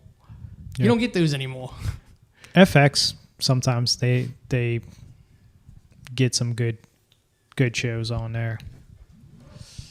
Well, I mean, here's the thing. People can't complain about it anymore. I mean, like, everything on FX is now fucking Disney-owned. Yeah. Because what was it? It was something that was on FX, and I saw Screen Crush actually instead of putting FX on the bottom, they put Disney. Yeah, because it's going to end up on Hulu. Yeah, I mean, FX has a deal with Hulu. That's like fucking Always Sunny is. Yeah. Like, I don't think FX. No, FX might have been putting money up. I mean, FX is clearly putting money up for the show, but I mean, so that's Disney money. Real quick, Archer got renewed for another season. Speaking of FX, Disney. Look, that's a show full of Disney princesses and princes now. That show is so fucking. That's another one of those cartoons that should be fucking nominated for best comedy and winning best animated fucking show every year. That or Bob's Burger. Bob's Burger is so good. Yeah. One quick thing about Stranger Things that I forgot to bitch about. I don't remember bug zappers being cordless in the mid-'80s. Was that what that's supposed to be, or was that supposed to be just lanterns? No, that was bug zappers. Yeah, they wouldn't have been how big those fucking things they were? Wouldn't have been cordless. I just thought they were like lanterns with blue lights in them. But yeah, they wouldn't have been cordless. Yeah, that was another thing. As soon as they're walking around with it, had like 4 to 8 big ass D batteries in them to fucking run those bitches. No, I mean they wasn't even battery operated. Those things were fucking had a tiny ass cord. Well, that's what I'm saying. If they were wireless, they would have been fucking like. Because I remember fucking D batteries. I remember having one on my front porch. Because it had like the metal fucking thing around the outer side. I'm like, it didn't even dawn on me at that point. I was like, you could have done something else. You could have did flashlights. No, you could have what it could have been is they could have been walking around with regular flashlights. But also, and then that wasn't on, and when they got to wherever it would light up. I'd have to go back and see. Maybe that is what it. I don't know. I'd have to go back and see. No, it's on. It's on before. Yeah, because it gets brighter. Yeah. So it might have made more sense for it to just be off, and then whenever they got close, it started to light up. But also, it could make sense of like the blue light is a soft light, so you're not going to see it outside as like a fucking flashlight that's just shining around. Except you saw the blue light through the window outside. Once it fucking... Yeah, once it was like bright as hell. Yeah. Yeah, I forgot to bitch about that. I mean... last week. Did you see like Metallica did a fucking video where they're playing with... Oh, they're fucking super happy. Oh, yeah. Because their fucking Master of Puppets broke back into the charts. Top 100. Kate Bush is fucking running up the hill. Is number 1 in the world right now. She made millions and millions of dollars off of that one episode. I mean, she had to have made a shit ton of money just from Netflix to use it. I don't know, man. Eddie says the fucking payout for fucking streaming is kind of horrible. I guess maybe if you figure in all the fucking services, yeah, you might, and if you're represented by a fucking big label, maybe you get better rates, but you got, I forgot, somebody broke it down to how much they make off of streaming, like, or downloads, I mean, like iTunes and Spotify and all that other stuff. It's some outrageous. You have to do like a million. Oh yeah, you have downloads. To do fucking your download numbers. Your download and play numbers have to be huge. But yeah, it's literally like she's number 1 in the world. And now her cassette tape, like original cassette tape of probably that, going for fucking is a couple $100. I mean, I'd still prefer the fucking version of Separate Ways. Yeah. Like, it sucks that it fucking cut off the fucking end when it fucking kicked in. They, speaking of paying loads of money for stupid shit, I was looking at, there's a place called Golden Auctions online. It's like kind of like Heritage. It's like a big time, but mainly they do sports related stuff. And, they're slowly getting into like pop culture stuff. So they got into the VHS. So you send stuff in to get auctioned and they take a premium off of it and send you the money. And I was just going in to look to see if they had like movie posters or anything like that. They auction off. And there's a Karate Kid 2 sealed, graded 9, sitting at like $5,000 right now. I collect plastic robots, but I don't keep them in the box. I move them around, like I interact with these objects. I don't understand collecting graded. It's like I can understand doing it to a comic because those old ass comics, the reason they're expensive, the reason they have value is because they become rare. Yeah. Baseball cards, same thing. Yeah, you're not gonna get that card again. There's only so many made. It's VA, like the Karate Kid 2 is on DVD. Like they've remade that in other formats. It's nostalgia. The fucking Back to the Future went for $75,000. Yeah, like that's what I'm like. Because it's not like, oh, I just have this and it's gonna stay in a box and you're never gonna use it. And eventually it's going to deteriorate to where it's not like tape in a cassette is going to deteriorate. Well, once it's in the fucking slab, you can crack it open if you want. But now it's, once again, that market is going to fucking drop. Oh yeah, the bubble's going to blow up. Yeah. None of that's going to be worth the fucking stupid Logan Paul paying $3 billion for a Charizard. That's way too much for that fucking card, especially being, I think a 10, I think it is.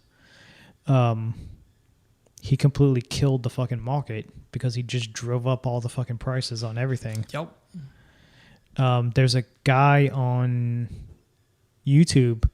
He basically treats comic books like the stock market, which books to buy, which to sell, what's fucking seeing a rise.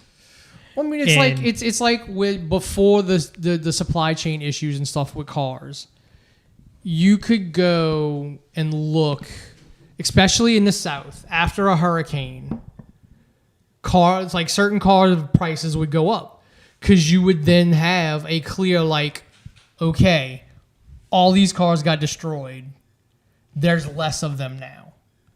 So your prices would go up because the supply has gotten smaller. I mean, it's just...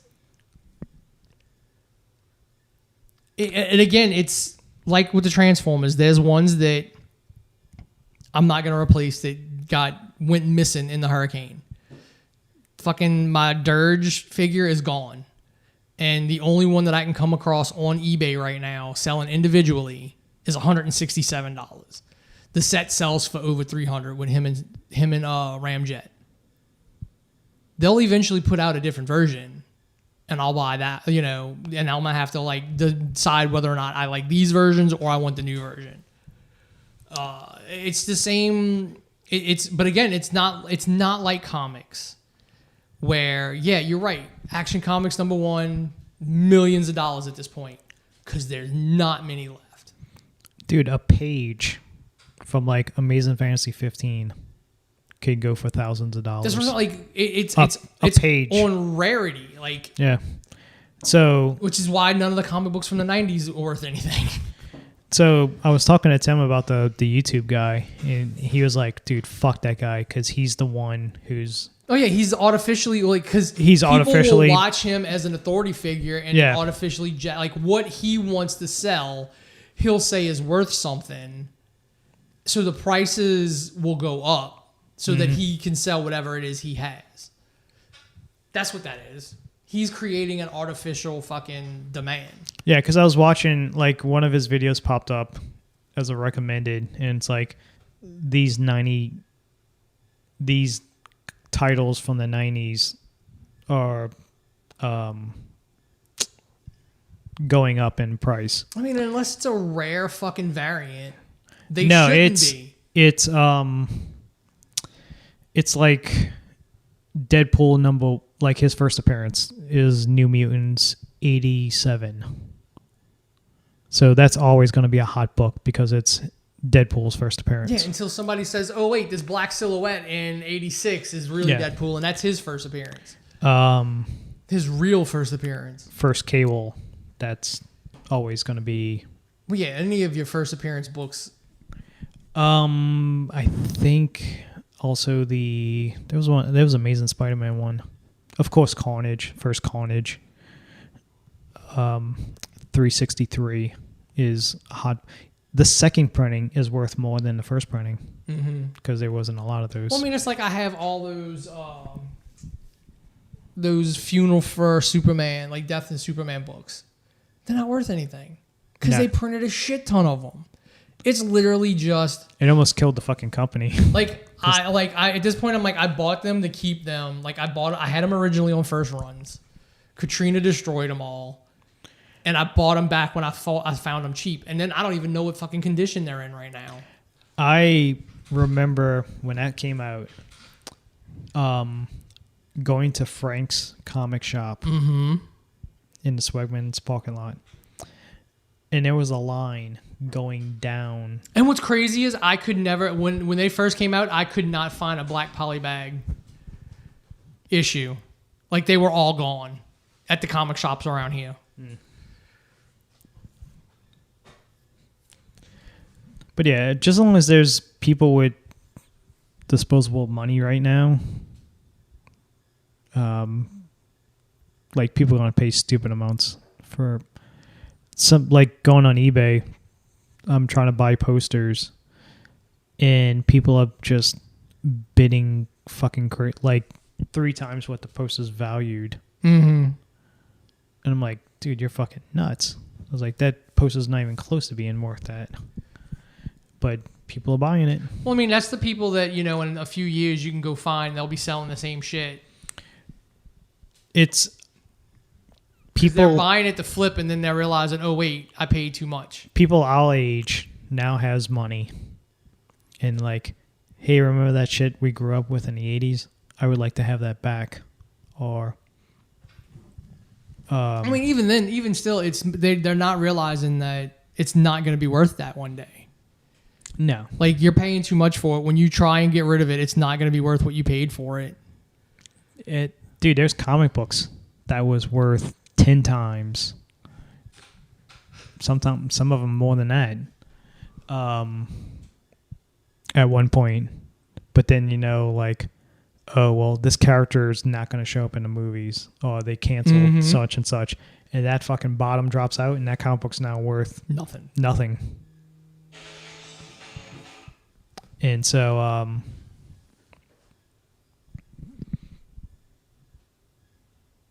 because you're starting to see that now more and more. Like the Inhumans. Yep. Comics. Fantastic Went up, Four. and then now they're going down. Yeah. Fantastic Four will go up. It might. Inhumans might go back up now with the Fantastic Four movie, depending on what they do with it, and Black Bolt being in Doctor Strange. But yeah. But you do have those key books, like we were talking about. Oh, yeah, you're always going to have certain ones that are going to be worth money, no matter what. Like it's not going to drop. But and speaking of comics, the big thing that came out this past week, we both saw. Finally, you saw it before the last episode. I saw it Saturday. Thor: Love and Thunder. I liked it. I didn't have any problems with it. I laughed my ass off at it. I love the fucking goats. That was the best thing. I love those fucking goats. That was hilarious. To me, I laughed every time. The best part was them getting to the negative zone. Not the negative zone. Was it the negative zone? Is that what they called it? Shadow Realm. Shadow Realm. That's it. Fucking Mortal Kombat. Them getting to it and just crashing into the fucking... Yeah, it looks like it's like all far away. No, it's just like a little small fucking moon. Yeah. And I think that's a it might have been his own homage to what was it? It was an old black and white movie. Oh, From the Earth to the Moon. Yeah, I think so. Like where like the fucking there's no scale. Yeah. Really. The fucking thing hits him in the eye. Mm-hmm. Yeah. I used to have that Mondo poster. It was a glow in the dark. It was fucking awesome. I wish I would have kept those fucking posters, not sold them. Yes, every time the fucking goats screamed, made me laugh. So funny. But, like, I guess now we can talk about the mid-credits scene and the end-credit scene. Mid-credits, it's great that Hercules is now going to be the bad guy for Thor, or an antagonist. Who's going to turn into a good guy. But it's great that Roy from fucking Ted Lasso is playing him. Perfect casting. It looks just looks great. And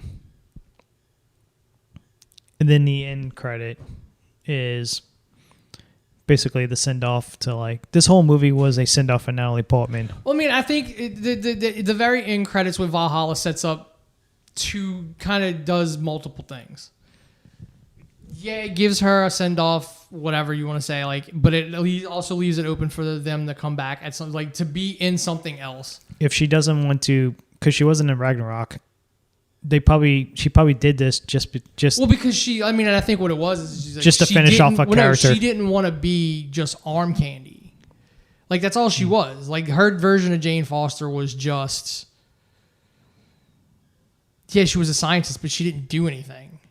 In this, she got to actually do stuff, and she was a fucking hero, and, the character had some substance to it. She gets to go to Valhalla because she died in combat defending Asgardians. Or just, because although we have established in the Marvel Cinematic Universe that whatever you believe in, I guess, is where you get to go. You had the ancestral plane for Wakanda. You literally have the Egyptian pantheon, an afterlife, and Moon Knight. So yeah, Valhalla makes sense. But what it also does is it separates the Asgardians from everybody else. Yeah, because that's gods. Well, no, because like the god that Gore meets in the beginning, he's like, there is no afterlife for you. There's no reward. It's all bullshit, basically. But you from the Asgardians, you get, oh no, wait, there is a Valhalla. There is, if you die in battle, if you do these, like, you do get to go somewhere. Like, it differentiates the Asgardians, because again, Asgardians are all gods, essentially. They're all stronger than normal. They're all live longer. Like, they all don't probably have powers in their own individual ways, but I think they all have really long lifespans. They all are stronger than a normal person. They're, as a race of aliens, they are different and above humans. But it shows that they're the only maybe real god amongst them was Odin. And then Odin's father, and then maybe Thor, like that Odin force gets passed down between them. Yeah. But everyone else is just normal, so like they're the good. And again, Thor bleeds red blood. Screen Crush brought that up. Like the god that Gore kills in the beginning bleeds gold. The Spartans all erupt in gold blood splatter. I'd have to go back and watch and see if Zeus had some gold splatter come out of him when the thunderbolt gets thrown through him. So there's a clear difference between Asgardians and everybody else. It's almost like they play with that last scene. They're playing off Asgardians is like, no, they're just normal people. They have their own afterlife. Oh, real quick, the god that is murdered at the beginning of the movie, that is one of the actors from What We Do in the Shadows, the movie. One of the roommates. Oh, because I knew, like, watching the movie, I was looking at it. I was like, dude, he looks so fucking familiar. But it was hard to tell with all the makeup and the head pierce. I mean, so that's what I'm saying. Like it served that after that final credit scene served multiple purposes, I think. It also, I mean, you can bring back Loki, that version of Loki. Yeah, if you justify like. But everybody, oh, well, they didn't turn into dust. Well, Heimdall didn't turn into dust either, and he went. So, yeah, you could bring back the original version of Loki. He could be there. All the fucking people that died fighting Hela would be there. All the people on the ship that Thanos killed would be there. The Warriors 3 would be there. The fucking Valkyries would be there. Yeah. So... And then, like with Ms. Marvel, it establishes basically every reality. So basically every timeline, all these other dimensions exist in those timelines as well. So, like the Illuminati universe was labeled, whatever that number was, 8-1 something, or I think. It has its own version of Valhalla. And all these other realms, just like the 616 has, Valhalla or whatever. But I did like, I told her, I said, you know what? I see a lot of other polytheistic human gods in this movie. I don't see any of the monotheistic gods showing up in this fucking movie from Earth. I did like the dumpling god as an homage to fucking Pixar. That in the Korg's god with on the throne of scissors. So the scene where they're trying to come up with a plan, and the Meek with the markers on his hands. So when they're talking and the little fucking screeching is going on, I literally thought that was somebody behind me fucking doing that, like with their seat. Because the surround sound was so good in it. Because you hear it from behind. Yeah. And I'm like, man, these motherfuckers in here. I'm trying to watch the movie and blah, blah, blah. And then they cut to the scene. It's like, hey, can you please stop that? And I was like, oh, shit. That was great fucking audio mix in that scene. But yeah, like I said last time, it was just, it's okay. Like it's a good movie. I laughed. I love Taika Waititi's humor, but like I said, it's a forgettable movie. I mean, I don't know how forgettable. I don't know how forgettable it is. I just everybody complains about the humor in it. I'm like, how many people in this world deal with traumatic things by laughing or through comedy? Yeah. Comedians literally make a living by dealing with their own trauma by making jokes. Like, it's normal. And again, it's also people of like, have you not seen a Taika Waititi movie? He made a movie about the fucking Nazis. Yeah, he made fucking Hitler a fucking nutball. The imaginary version of Hitler as a nutball for a kid. He took a very dark... The Boy. His dad, like the kid's got like this big image of his dad, and his dad's a fucking loser, and it's played for comedy because the kid sees his dad one way, but the audience sees the fucking dad for what he really is. Because that's how you deal. Like, you don't fucking get all doom and gloomy. Yeah, guess what? Christian Bale wasn't cracking jokes. Like, he was being serious, and then he fucking scared the living hell out of the kids by ripping something's head off. And be like, oh, well, you liked it when he was talking about it. Like, that's the funniest line he delivered.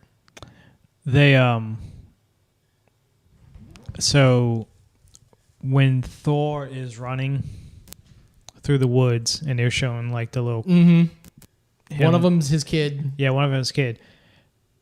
That's his daughter that plays Love. Yes. I didn't know that until I watched the interview afterwards. So now his wife is the one. She was in the Fast and the Furious and that movie on Netflix. She had her own like Extraction like movie like he was getting because Hemsworth's got like a fucking Netflix deal, I assume. I didn't know she's actress. Mm-hmm. She played the cop in the Fast and the Furious movie that happened in Brazil. I thought that was fucking Channing Tatum's wife. Mm-mm. That's Chris Hemsworth's wife. Oh. I still love they brought back Sam Neill and fucking Matt Damon and Liam Hemsworth to come back as the fucking actors. Dude, there were people complaining about that. Like, that's out of place. I'm like, how is it out of place? It's so good. Like, literally, New Asgard has turned into a tourist attraction. Yeah. Have you not been to fucking Disney World and seen those shows? Like, it's people complaining to complain. Like, it's what it is. Them trying to come up, like Matt Damon going up to Valkyrie, and it's like, hey, maybe we should like work on a play about this when the shadow creatures attack the town. Yeah. And it's like, and them trying to like, it's like come up with a say no. Yeah. Well, it's like I was watching Screen Crush when he does the every now and then after a movie, after he's done his videos, he'll give his like final thoughts in a video, and then he'll bring these two other people in to talk about it with him. And the two people he had talking about fucking Thor, like both were like, it's eh. And this woman's like, I will watch it again over and over again. But then she was like, it's bad. I'm like, if you're saying you would watch it over again and you like love it, how is it bad? But then that's when it kind of like, it really sat in on like, the only way you get people to watch you on the internet or read your articles is if you trash something now. Like they don't want to see you like talk good about something. They want to see you trash it. And I'm like, oh my God, this is what criticism of the arts has come to. Like, it's got to be bad so we can all rage about it, even if it is fucking good. Oh, she's in The Interpreter. Yeah. She was Wolf Woman. Who was fucking Wolf Woman? I don't know, but yeah, so that's why his daughter really doesn't look like him. She's very... Looks like her. Yeah. Oh, wow, she was on Snakes on the Plane. Yeah, she played Wolf Woman on Thor, so I have no idea who... In the first one? No, in this one. Love and Thunder. Wolf Woman. Oh, no, the scene when he's like... When Korg's talking about him doing a wolf woman on the back of a wolf. Oh, yeah. Okay. I didn't think she was I didn't know she was an actress. Yeah, that's who is the actual mother of Vin Diesel's baby in Fast and the Furious. And then because What's Her Face came back to the series, like Michelle Rodriguez had left. Yes. And they replaced her with her. Oh, wow. There's a man. And then when Michelle Rodriguez decided to come back, they killed her off, but left the baby alive. So she is a good bit older than Hemsworth. Yes. Huh. I don't know. To me, I like it. I mean, it could be in parts. It is better than I think it's better than Ragnarok. But then again, there are parts like I said, the beginning seems rushed, and I wish there was more interaction with. You would see other gods. It's too short. It could have been a lot better if it had time, like longer time for scenes and stuff like that, or more scenes added in. It just seemed, like you said, rushed. Like we got to get to this. The opening bit seemed rushed. Then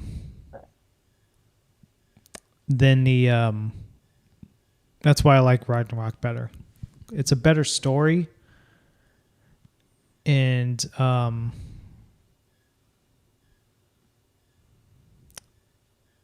guess it's a better journey for Thor to get from, like, his character going from point A to point B, getting to the end. That it's not all about the hammer and stuff like that. He always had the power. But I mean, this is post snap, post fat Thor. Like, I'm the reason half the universe. Like, this is that Thor dealing with a lot of shit. And then fucking having to still deal with fucking Jane leaving. Like, he's becoming more of adult Odin Thor in this. It's on that because that's, again, unbeknownst to him, he fucking enchants the goddamn hammer to protect her, which is why it reacts when she goes. It's not that she's worthy. He told the fucking hammer to protect her. Yeah. So the hammer's fucking protecting her. Like, I don't know. There's a lot of like small things that Watiki did and put in here that I'm like, I pick up on, and I'm like, but again, it's because I watch movies that way. So I see all these fucking little things that get fucking sprinkled through, and I'm like, yes, that's a great story beat that no one else is going to pick up on. Like, that's great. That's great. Because again, the internet's like, oh, it's a fucking plot hole that she can fucking pick up like, why'd the hammer react to her? She didn't even touch it. No, I mean, they showed in the movie. He whispers into the fucking hammer. Nobody fucking pays attention. There's literally people online complaining that her being able to pick up the hammer, like the hammer reacting to her without her touching it, is a plot hole. Like, no, it's not. It's fucking explained. Yeah. Like, there's all kinds of things that are explained in the movie that people just don't fucking pay attention to. I mean, it was pretty obvious. People on the internet still were like, that doesn't make sense. And then they're like, why can anybody pick up fucking Stormbreaker? I'm like, it's like, because Stormbreaker doesn't have a fucking enchantment on it. Yeah. You don't have to be worthy to pick it up. Yeah, like you only have to be worthy to pick up fucking Mjolnir, not fucking Stormbreaker. Yeah. And then like, oh, well, Stormbreaker just got made. How is it the key to get to eternity? Like, no, fucker, the Bifrost is not the axe can access the Bifrost. So before this, fucking Heimdall could have fucking got us into the goddamn eternity. Yeah. I do say that was a fucking amazing scene of seeing the eternity. Oh yeah, because it looks. There. I mean, it looks like they went from like. Thank God they didn't try and fucking give it fake fucking like details to make it look like a 3D. Like no, it looks like a 2D fucking panel in a 3D fucking world, which is exactly what eternity is supposed to look like. It looked so good. And then the fucking Love's got weird ass fucking powers nobody knows what's going on with because she's fucking eternity made her. Yeah, she could fucking be eternity because eternity disappeared afterwards, and her reflection looked like eternity, but as a kid. So, well, they kind of ruined his fucking place, and they opened the door, so maybe he could just fucking leave now. Who knows?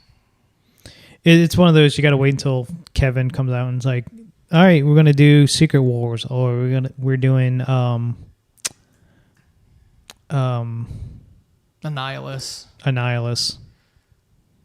or it's gonna depend on where they're going. Like, because I think he really wants to do Secret Wars. I mean, if you're doing all this multiverse stuff, that's the most like obvious choice. And it's a newer story that had like the newer characters in it. You could do God, what was the other big fucking one for them? Because Secret Wars is more of you dealing with the shapeshifters. No, that was Secret Invasion. Secret Invasion, yeah. All right, I'm sorry. Secret Invasion was the Secret Skrulls. Invasion was the Skrulls. Secret Wars is the fucking world, the fucking the realities fucking colliding, and that went to Battle World where fucking Doctor Doom was like in control and shit. And then you can bring fucking Spider-Man in, and he gets the alien costume. Because I mean the fucking symbiote somewhere in fucking. That's how he gets it. He goes to some planet like. Somebody. Well, I mean, there's one in the MCU now. Yeah, but so that's got to somehow make its way to get to him. If you're doing Secret Wars, him and a couple other heroes gets brought to this fucking planet to help save the planet, and that's where he gets the symbiote and he gets sent back. Another comic book that's always going to hold value is Secret Wars number 8.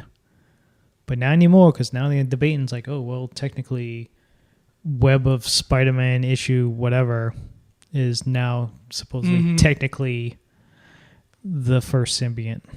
Or Marvel Tales?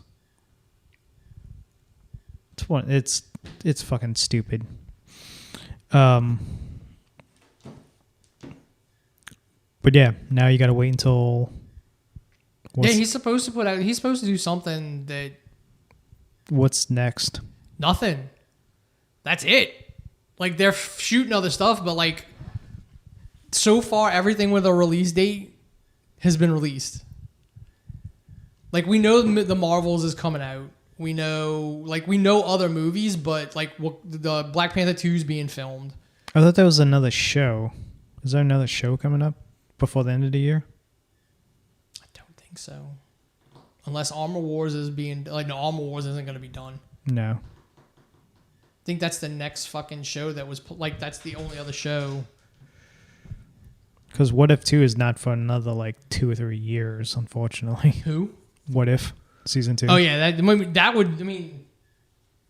You're probably looking at, like, a You year. can also tell, watching Thor Love and Thunder, that they've been sitting on that movie for a couple of years. Yeah, it's been done. Since COVID. It's been done.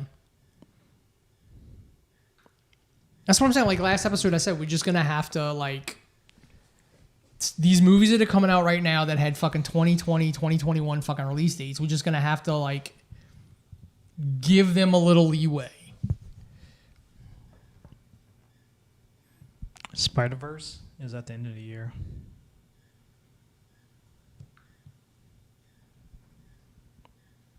Wakanda Forever is supposed to come out in November. Nah, that's not happening. Oh, you got the Groot. When was She-Hulk supposed to come? She-Hulk had a date. No, that's 2023. I Am Groot thing for Disney Plus is coming out this year. I know that the Halloween special. Oh yeah, I know Ant-Man's filming, Guardians is filming, Black Panther is filming, The Marvels is filming.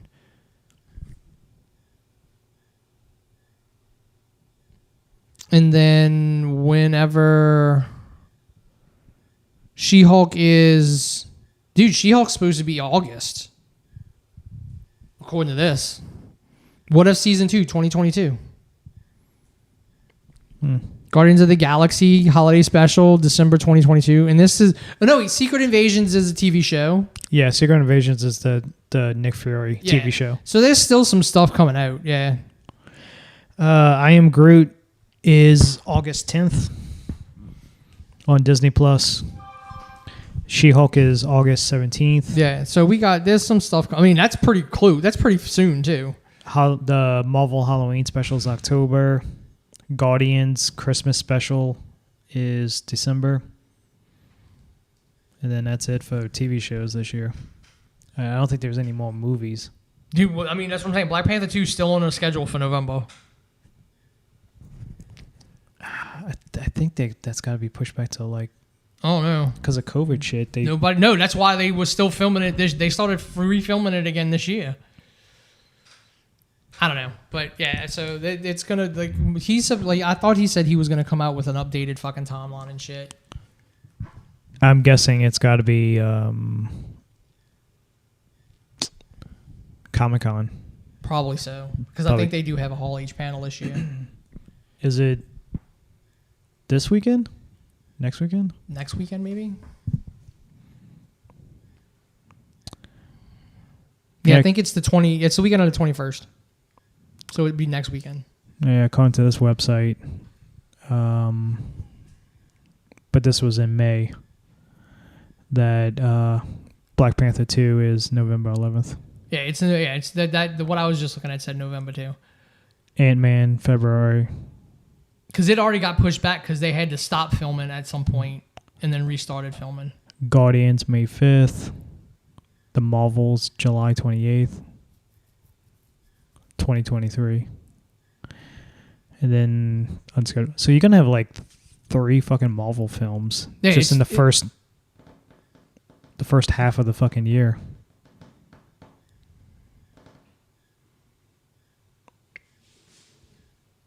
Fucking chicken. That was the chicken. Yeah, between February and July, you're going to have 3 Marvel films. I mean, I don't like everybody like, oh, superhero fatigue. Like, then don't go watch it. Like, I still love going to watch them. Like, I ain't got a problem. They still make $1 billion at the box office. Yeah, so, yeah, I guess that's it. There's nothing really else to talk about. The Emmy nominations, but... That's a long list. Yeah. A long fucking list. That could be like a whole... Because, I mean, I don't think they're anytime soon. Like, we got Tom. No, you got until September. Yeah, so we got some time to go. We'll whittle the way. We'll figure out what categories we want to actually talk about. Because there's the obscure categories I'm more interested in than the bigger ones. Because, again, Chadwick can get his last posthumous fucking award.